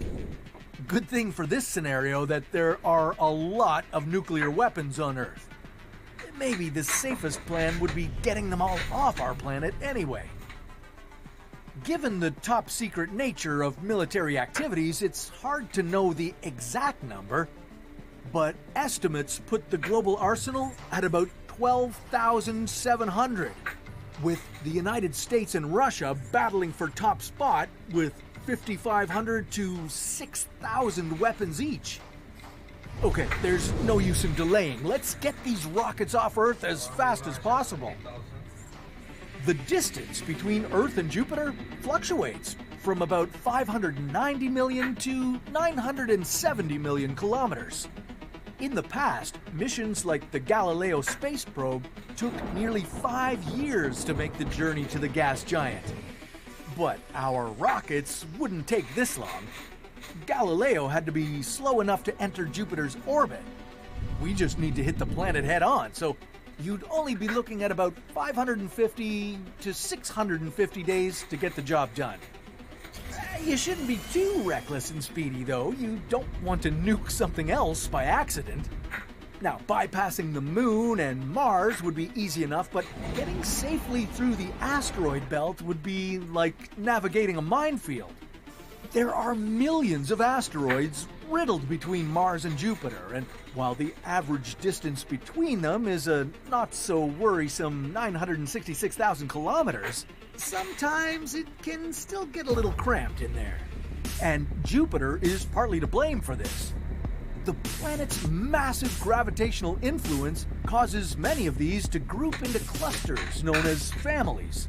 Carelessly navigate through one, like the Flora family, and you'd better hope none of our rockets would collide with any of its 400 asteroids. For the best chance of success, you should aim to transport your rockets through the Kirkwood gaps.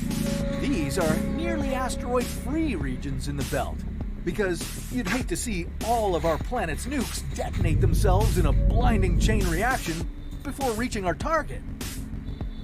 As the first of our bombs exploded on Jupiter, you'd see bright flashes back here on Earth.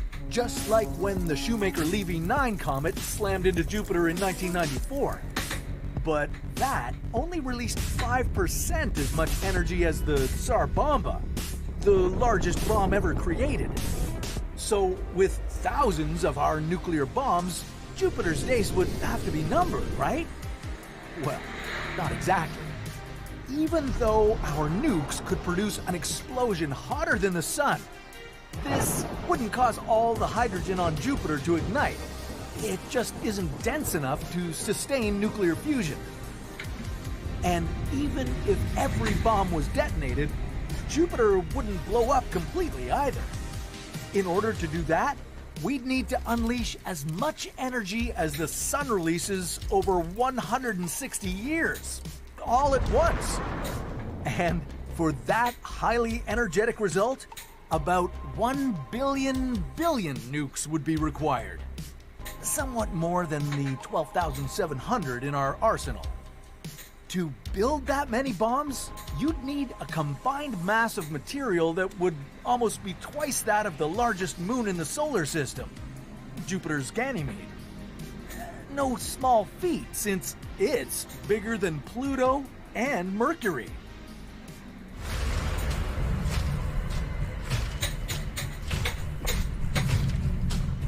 Humanity's nuclear arsenal is capable of destroying all life on Earth over and over and over. Maybe it's time we dumped it far away.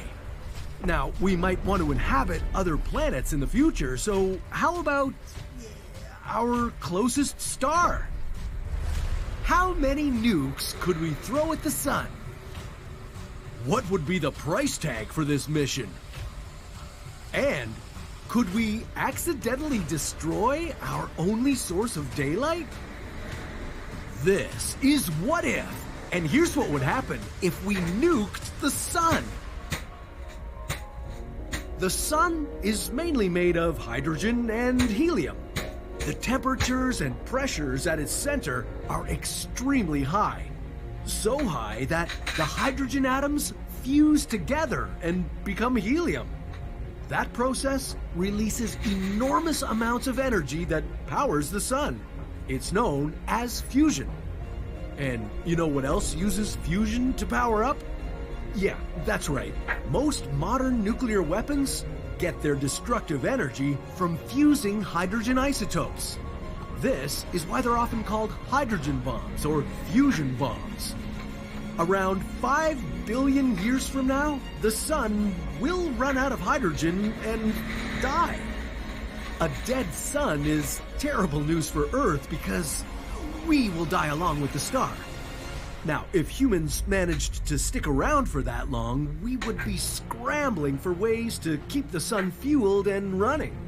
And if we were also still interested in getting rid of our destructive hydrogen fusion bombs, could we nuke the sun and power it back to life? Well, first things first, we would need to gather each and every single nuke on the planet. This wouldn't be easy since the 9 countries that are known to possess nukes are extremely suspicious of each other. But if the other option is the guaranteed death of our only son, they could be willing to give up their weapons of mass destruction for the cause. Take my gun from me. How big is humanity's arsenal, you might ask? Well, at least 13,000 nuclear bombs big. Each of them with the explosive power of at least 100 kilotons of dynamite. The United States alone is estimated to have 650 bombs that are 60 times more powerful than the nuclear bomb dropped on Nagasaki during World War II. If you were overseeing this explosive operation, you would need to be extremely careful. After all, you definitely wouldn't want to have a surprise detonation. If every one of these fusion bombs went off, the explosion would lead to so much debris being injected into the atmosphere that it would trigger a nuclear winter. That's because sunlight would be unable to reach the Earth's surface. Cue the worldwide below freezing temperatures, ecosystems collapsing, and nuclear fallout. This accident would devastate all living beings, humans and animals alike. In trying to save the sun, humanity could block itself from all of its warm rays. Ironic, isn't it? So yeah, you'd need to handle with care. You'd also have to sharpen your fundraising skills. If a modern nuke has a mass close to the one dropped on Nagasaki, sending it to space would cost around $170 billion. And that's just for one bomb out of the 13,000. It's fair to say the whole world economy would need to bend and break in order to subsidize the survival of the sun. And humanity. Even if you did come up with the cash, there are far hotter challenges ahead. Like, how do you build a spaceship that doesn't melt as it approaches the sun? The closest a spacecraft has come to our star is 8.5 million kilometers. Even at that distance, it still had to endure temperatures of 1,377 degrees Celsius. Only thanks to a thermal shield made up of carbon composite material was it able to withstand the scorching heat.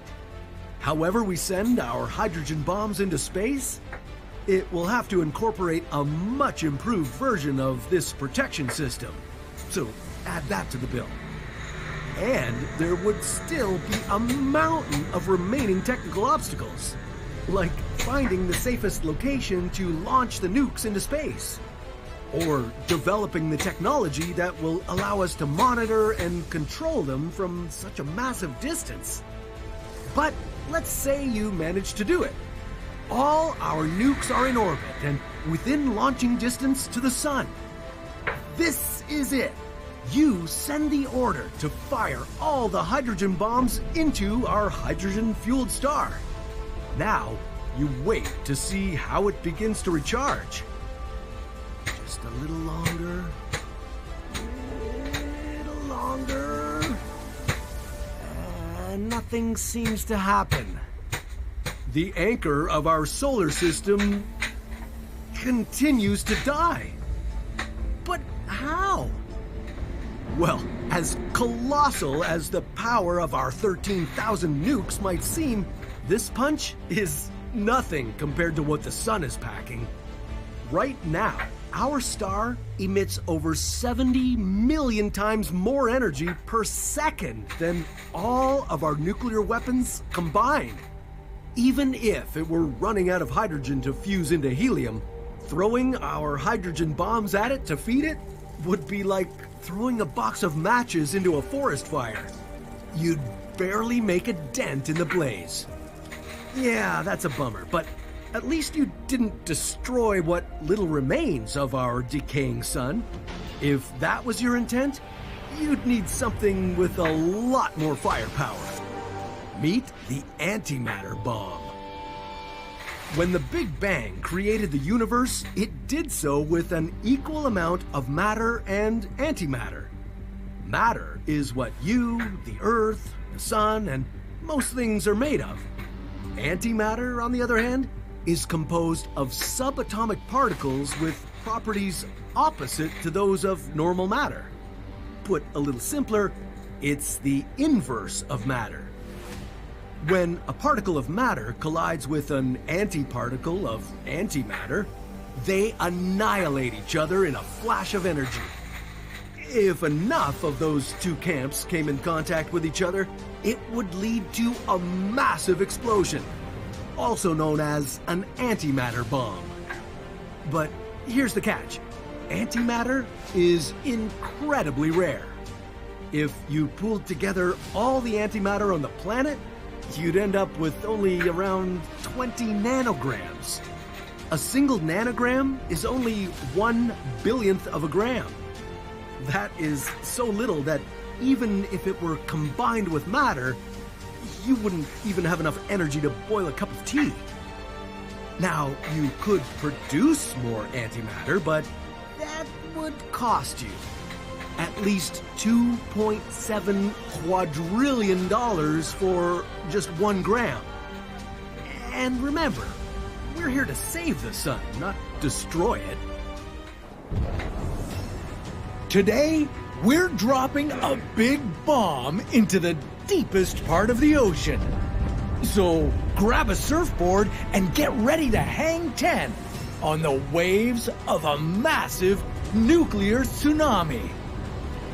How would you deliver a nuke to the bottom of the Mariana Trench?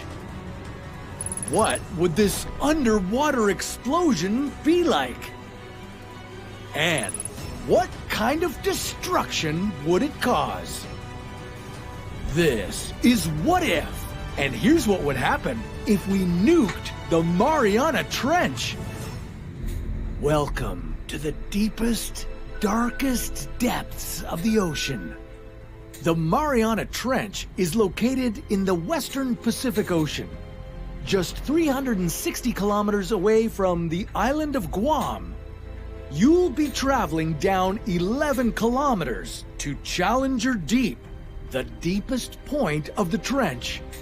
Here, you could stack about 30 Empire State Buildings on top of each other before hitting the surface. You'd be among the brave few to venture into these high-pressure, pitch-black, and near-freezing waters. Joining the company of scientists, a naval officer, and even filmmaker James Cameron. But you'll be carrying the most precious cargo of all. The biggest nuclear bomb ever made. Okay, wait, before you worry about what would happen if you exploded a bomb at the bottom of the trench, you'd want to figure out how to get it there safely. If a bomb accidentally exploded near the surface, it could be dangerous for many people. You could think of it as a massive nuclear tsunami. Waves hundreds of meters high, spreading out in all directions. This could create a hazardous situation for the islands neighboring the Mariana Trench, like Guam, Japan, or the Philippines. Luckily, these waves would behave differently than your regular tsunami waves. They would break earlier. That means they'd be smaller and less catastrophic when they reached land. But still, better to avoid this crisis and get that bomb safely down into the trench. To do this, you'd have to protect it from extremely high pressures. At the bottom of the trench, the pressure is so high, it would be like having 100 adult elephants on your head. You'd want to use a special pressure vessel to transport the bomb, just like Operation Wigwam. In 1955, the United States detonated a bomb at a depth of 600 meters. It was twice as powerful as the bomb dropped on Hiroshima. The explosion generated a massive bubble across the water, and deadly radioactive contamination spread across 13 square kilometers. Tikman ang saktong tapang sarap ng Nescafe Classic. But your bomb would be the largest nuke ever created. More like the Tsar Bomba. This nuclear weapon was over 3,000 times more powerful than Little Boy, the bomb dropped on Nagasaki. And you'd have to take it much, much deeper than the Wigwam test. At the moment of detonation, a bubble of hot steam would expand rapidly. In just a few seconds, it would cover an area of about 1 kilometer. On the surface, you'd see a massive bulge in the water. But it wouldn't reach great heights. That's because you would detonate the bomb so deep that the water pressure above would cause the bubble to collapse. But within a few seconds, that bubble would shrink, then start to expand outward again. This expansion and contraction would continue for 3 or 4 cycles. This would leave the water turbulent, hot, and mixed with radioactive debris. At least no neighboring coastal cities would have to worry about being wiped out by a tsunami. But you certainly wouldn't see the effects ending there. The increased temperatures from the explosion could create intense hurricanes. And the turbulent waters and radioactive material would have adverse effects on marine life. There would be mass casualties from the explosion. And deep sea fish could be blinded by the bright flash of light. Over time, you could see unexpected or surprising effects on the ecosystem near the detonation site. There are corals as big as cars after the 23 detonations at the U.S. nuclear testing site on Bikini Atoll, not to mention an abundance of aquatic animal life.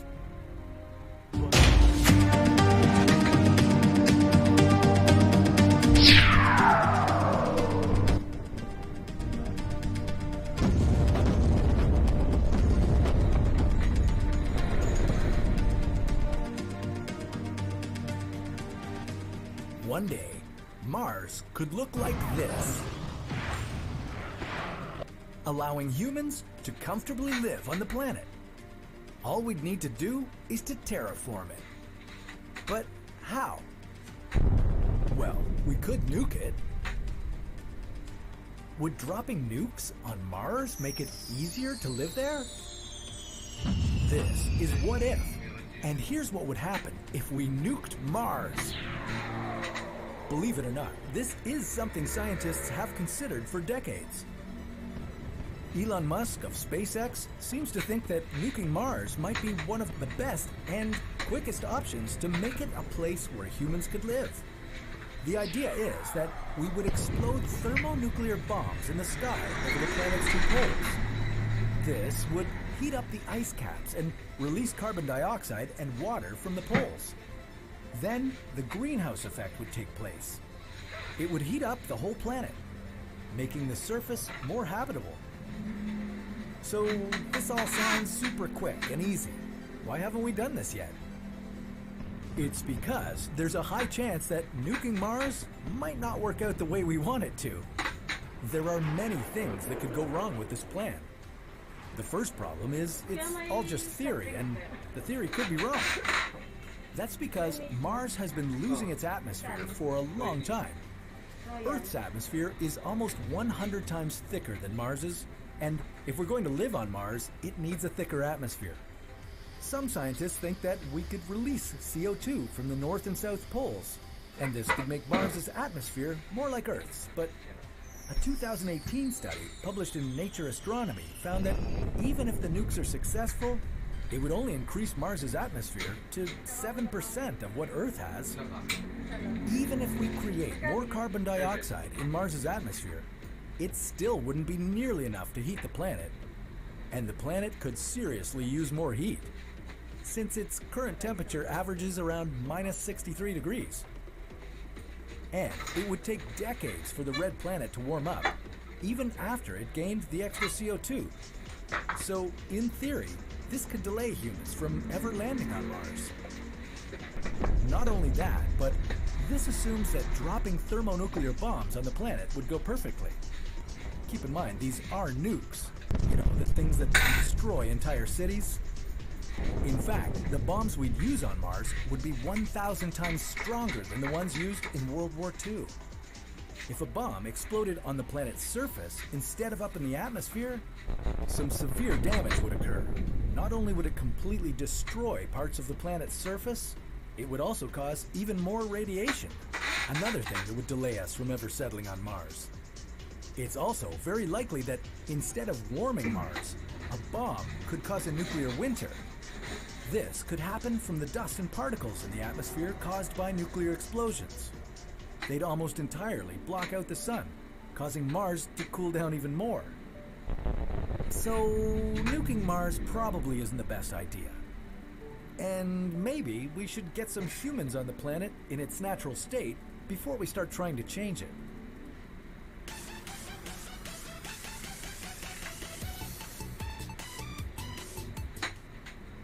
Doomsday is here. A nuclear bomb has just unleashed hell right in front of your eyes. The land turns to ash and scatters in the wind in just moments. You have mere seconds to get to safety. But once that blast hits, how could the light burn your skin? Why should you never look at the explosion? And how can taking off your clothes save your life? This is What If, and here's what would happen if a nuke exploded near you. Once that missile launches, you can't escape what's coming next. But what are you facing? Well, 4 types of energy are about to be unleashed. First, a blast wave would rip through the landscape, knocking you around like a rag doll and destroying buildings. After that, brace yourself for intense light, followed by skin-melting heat and deadly radiation. Then, a hot bubble of gas will form a fireball that will vaporize everything inside it. All that dust debris will shoot up into the air, creating the iconic mushroom cloud. Even if you somehow survived this nightmare, why would your life never be the same again? So far, only one nation has used a nuclear bomb against its enemy. the first of the 2 bombs dropped on Japan by the United States during World War II, Little Boy decimated Hiroshima. It had the strength of 15 kilotons of TNT. But that's nothing compared to what nuclear weapons are packing today. The most powerful is 80 times stronger than what hit Hiroshima. Now, while that would be devastating and level everything for miles, it wouldn't make our planet a nuclear wasteland. You, on the other hand, well, you wouldn't be so lucky. If you happened to be in the blast vicinity, your days would be numbered. Remember that intense bright light? Yeah, well, that flash is strong enough to burn your skin off. These intense flash burns can be fatal, and they killed 50% of the people who died in Japan. And here's hoping you didn't stare directly into that blast, because this devastating light would oversaturate your retinal pigments and leave you blind. Flash blindness can go away after 2 minutes if the explosion happens during the day, but at night, you could be blinded for much longer. And if you weren't sheltered, you may not survive what's coming next. In just a fraction of a second, the nuclear fireball would expand out like a balloon rising into the sky. The heat from that fireball would send out a blast wave that would rip you and the ground under you apart. If you didn't make it indoors before the blast, the supersonic wave might kill you by ripping off your skin or sending you flying through the air. Then, a violent burst of thermal radiation would be released and head right toward you. And unfortunately for you, it's only going to get worse. Next, a second pulse would hit, lasting a few seconds this time. This wave would carry 99% of the total thermal radiation from the nuke. You could be 8 kilometers away and still suffer first-degree burns from this detonation.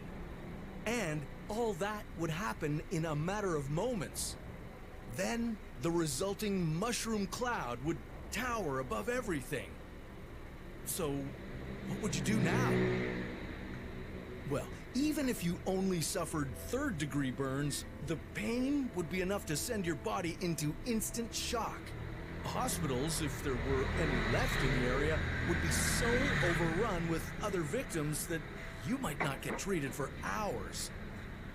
Gamma and neutron radiation would cover everything the first minute after the blast.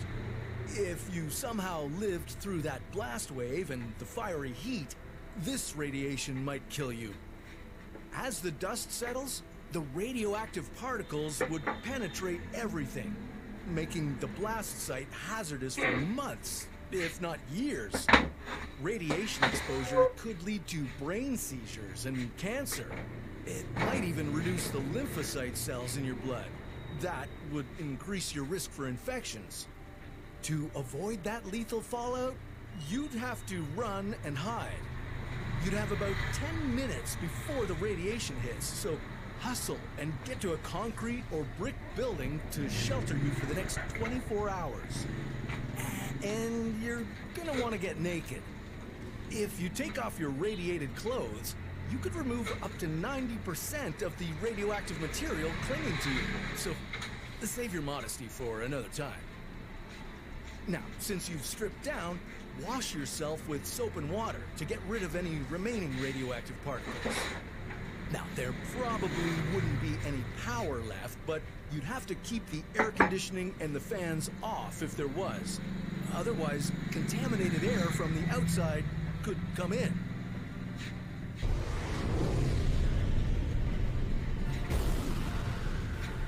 An asteroid races toward Earth. It's big, it's fast, and it's about to do a lot of damage. But we're not just going to sit around and wait for the end of days. We're going to fight back. What would happen if we nuked an asteroid? Would it save humanity or make things worse? How does a nuclear blast in space compare to a blast on Earth? And would our nukes even be strong enough to destroy it? This is What If, and here's what would happen if we nuked an asteroid. In the year 2175, the asteroid Bennu will pass by Earth, and there's a 1 in 2,700 chance that it will hit us. If those sound like good odds to you, think again. Bennu is taller than the Empire State Building, and it's 15 times heavier than the Great Pyramid of Giza. And if it hit the Earth, it would release as much energy as 23 Tsar bombas, which is the largest hydrogen bomb ever exploded. Do you still like those odds? I'd like them a little more if we had a contingency plan. With a new Nescafe Gold 2-minute step, enjoy expertly crafted coffee every day. For NASA, that's the Hypervelocity Asteroid Mitigation Mission for Emergency Response, also known as HAMMER. And just like its name suggests, the plan is to ram into an incoming asteroid or to detonate a nuke that will send it off course. But will it be enough? And what sort of repercussions could we expect? The sooner we discover an asteroid heading our way, the safer we'll be. For example, if we detected an incoming asteroid a year in advance, we'd only have to change its course by a few centimeters to keep it from hitting Earth. To do this, we could detonate a nuclear bomb a few hundred meters away from the asteroid, causing it to change its course and move away from Earth. And if that didn't work, we could just crash into the asteroid with the most powerful bomb we've got. But if anything were to happen before the bomb reached the asteroid, the resulting consequences might even be worse than an asteroid hitting Earth. But once the nuke was in space, the world's population would be relatively safe. With no atmosphere out there, only vacuum, the blast would disappear completely, but the radiation would be much stronger. While people on Earth would be safe, anyone in any nearby spaceships would be risking their lives. In the interest of preventing as many casualties as possible, this would have to be an automated mission. And assuming that nothing goes wrong and there isn't some kind of AI mutiny, we could very well succeed in pushing an asteroid off course. As long as it wasn't too big. A bigger asteroid would require bolder tactics, such as DART. DART stands for Double Asteroid Redirection Test. NASA plans to slam into an asteroid in 2022 to change its orbit. The impact would be equal to 3 tons of TNT. This mission could result in the first ever man-made meteorite shower. And if it works, it will serve as a blueprint of how we could respond to asteroid threats in the future.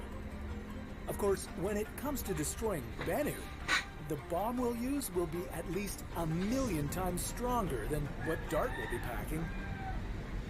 And yes, we've got nukes that are that powerful. The only thing we'd have to look out for, after blowing up a giant asteroid, is space debris. The debris could severely damage our satellites and endanger any astronauts aboard the International Space Station.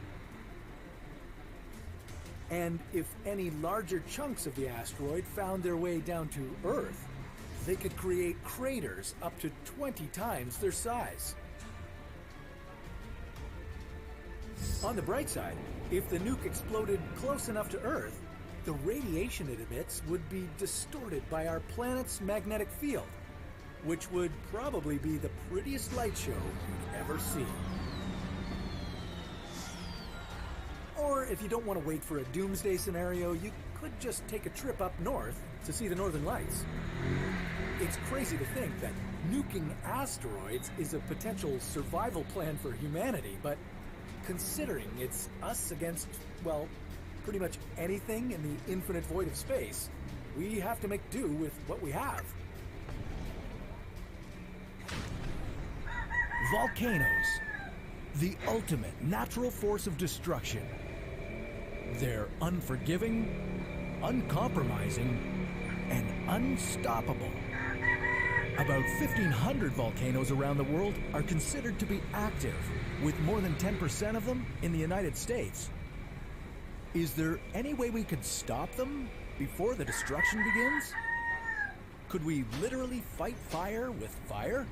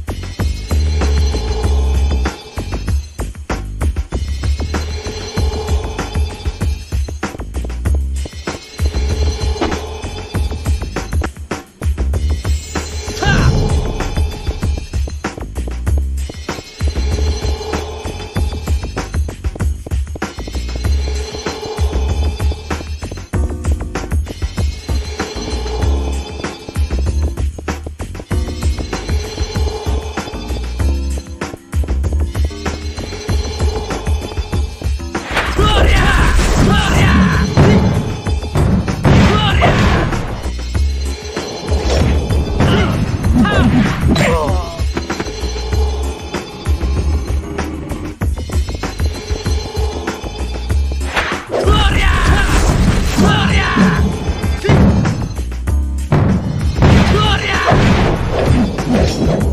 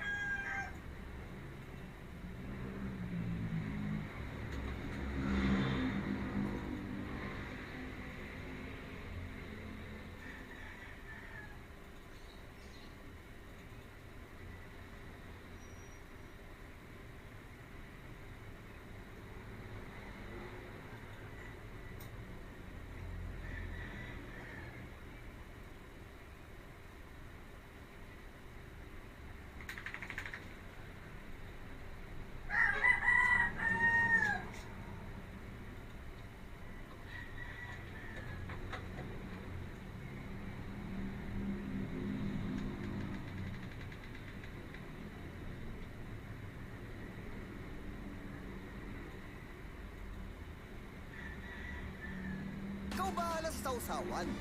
Kahit ilang taktak pa yan. Tara na sa mang inasal. This is going to change the game. Nakita nyo ba yan? Look at that display. Look at that body. Look at the sides. And that build quality. Oh my god. This, my friends, is no Samsung Galaxy S24 Ultra. But it definitely looks like one. Feels like one.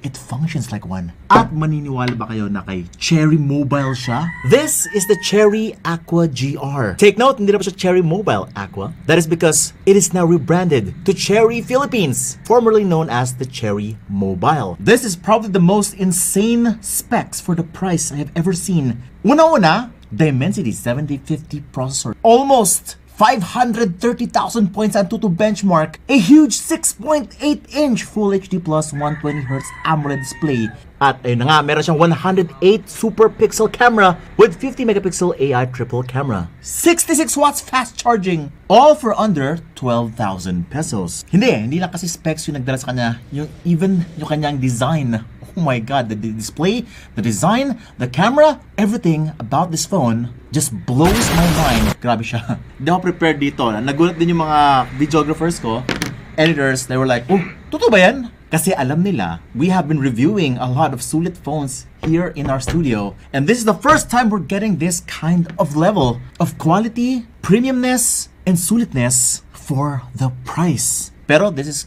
getting too long. Let's unbox this phone. Ako si Vince and you're watching Unbox Diaries. Woohoo! Okay, so ito na. So sa sobrang ganda ng phone, doon lahat napunta yung budget, no? Kasi sa box, medyo simple lang yung box, guys. Ito lang po yung itsura niya. Ito lang po. Before kasi si Cherry Mobile, marami siyang parang cover na sobrang ganda and flashy. But this one, very simple lang po yung box niya. Okay, let's unbox. And this is how it looks like. The SIM ejector pin. And underneath, the jelly case. Nice cutout. May kasama siyang silica gel. Don't eat. May kasama siyang quick start guide right here. Very nice. Oh, may isa pa siyang silica gel. Dami Kaya pala medyo tinipid yung kanyang box. Doon napunta sa silica gel. Here's the phone. Oh my god. Ito talaga, hindi tinipid. Ang ganda. And underneath we're getting, look at this, 2 boxes. 1 and 2. Guys, yung kanyang charger is huge. The fast charger that comes with the phone is 66 watts na po yan. At USB Type-C cable to USB Type-C, flagship. Kahit si Xiaomi walang ganyan. C to C po yung cable at napakahaba po ng cable. Ang haba naman ito. And the other one is a pair of earphones. Guys, may magandang earphones po siya kasama sa loob ng box. Na USB Type-C connector. May microphone pa. Wow, Cherry Mobile. Eto na po yung phone. Okay. And, ooh. Bro, hawakan mo nga yung likod niya. Grabe, ang premium, diba? Sobrang premium. The build quality is off. Dare I say, the Samsung Galaxy S23 Ultra. Yes, ito po yung build quality doon. We've got it here. Let's compare it right now. Yes, no? Grabe, no? Paano ito ginawa ni Cherry? Kaya pala wala silang release for the past 2 years. Naganda. Hindi pa daw ready yung loan sa bank. 2 years daw yung hinintay nila. And ito na pala niya. Pero feeling ko nag-ipon talaga sila ng resources and engineers to actually get this done. Look at the back of the phone. Is this? Yes, that definitely is metal finish at the back. Matte finish. Look at that Cherry logo. Grabe, no? Nagbabago na yung pananaw ko kay Cherry. It kind of feels a lot more premium now. And that camera at the back, ang laki. Parang naalala ko yung ano ko dito, yung webcam ko. Mukha siyang webcam, guys. Look at that webcam. But yes, this is the AI Matrix 108MP triple camera setup at the back. Meron siyang 108 super pixel camera with 50 megapixel AI triple camera. Grabe siya. And that thickness, dito talaga siya nagmukhang S23 Ultra, no? Kaya lang yung size siya ay mukhang plastic lang. Oh, yes, it's plastic. Pero guys, pag hinawakan mo siya, grabe, no? Parang sobrang solid yung feel niya. And even the display feels like the S23 Ultra, guys. Ito na comparison na. Grabe, sobrang gaya talaga. It's so impressively mimicking that phone and it just blows my mind. Wow. But yes, going to the sides, ito na po, power button, volume rocker sa taas niya. Sa taas meron siyang microphone, sa left side wala po, sa ilalim is the speaker, USB Type-C port, isa pang microphone, and that is a dual nano SIM card slot pero wala siyang micro SD card for expandability. Kaya lang naka 256 na siya na ROM. Now, not only is it the same shape as the S23 Ultra but also the same size. 6.8 inches din po siya. 120Hz AMOLED display. I'm not even sure kung Samsung display to. Grabe naman yun. Samsung display to. But this one is a very smooth, very vibrant display. What? Talagang pinaghandaan po ni Cherry Mobile tong phone na to. Look at that display. This is a true flagship-like display. Alam mo yung tipong parang akala mong tinipid siya dahil nga 12,000 lang. There could be some parts na talagang tinipid, but no. They didn't hold back with the tech. It looks like some way, somehow, they managed to create this impressive 3D curved display with excellent touch response. Ito yung kanyang touch sampling rate is by default 240Hz touch sampling rate. We tested it out. Wow! Sobrang responsive. Sobrang spot on ng touch niya dito sa display. Every swipe feels so tight, except for the curved sides. Yun, napansin namin guys sa gaming, doon po siya nagka-problems. Like for example sa Mobile Legends yung shop, ayun, so hindi siya nag-register agad, meron siyang problem sa ganun. Which is also sakit din ni Samsung. And pretty much any 3D curved display. That's why I always say kapag gaming, flat display dapat. Okay. What? Meron po siyang 21 guys, may 4K 60 FPS HDR po siya sa YouTube. Look at that display. Nabublown away ako sa nakita ko. To see is to believe. Also, sobrang bright ng display niya. Binababa ako ngayon yung kanyang, ayan, binabaan ko na yung kanyang brightness. Grabe guys, pag nakita yung display, mabublown away talaga kayo. You will tell yourself, is this really a 12,000 peso phone? Wait, baka kasi awkward yung itsura niya sa likod kapag ganito? No? Hindi. Pogi. Tapos pag nagpicture ka, selfie. Alam mo yung tipong at first glance kapag nakita mo yung phone na to, you will easily mistake it for a 30,000, 40,000 peso smartphone. Yes. Ganun po siya ka-premium yung dating and yung feel. Pwede mo ito ipahiram sa kahit anong kaibigan mo, kapatid mo, family member. They will also feel now, really? Wow. Seryoso? 12K lang to? Yeah. Yun yung mga reaction ng mga editors ko just a while ago. And yes, everything looks very smooth. The operation of the UI, from scrolling sa Facebook, browsing on Google, everything feels so snappy, so smooth. It feels like the phone itself is just flowing. Grabe. Pati yung pag-open ng drawer.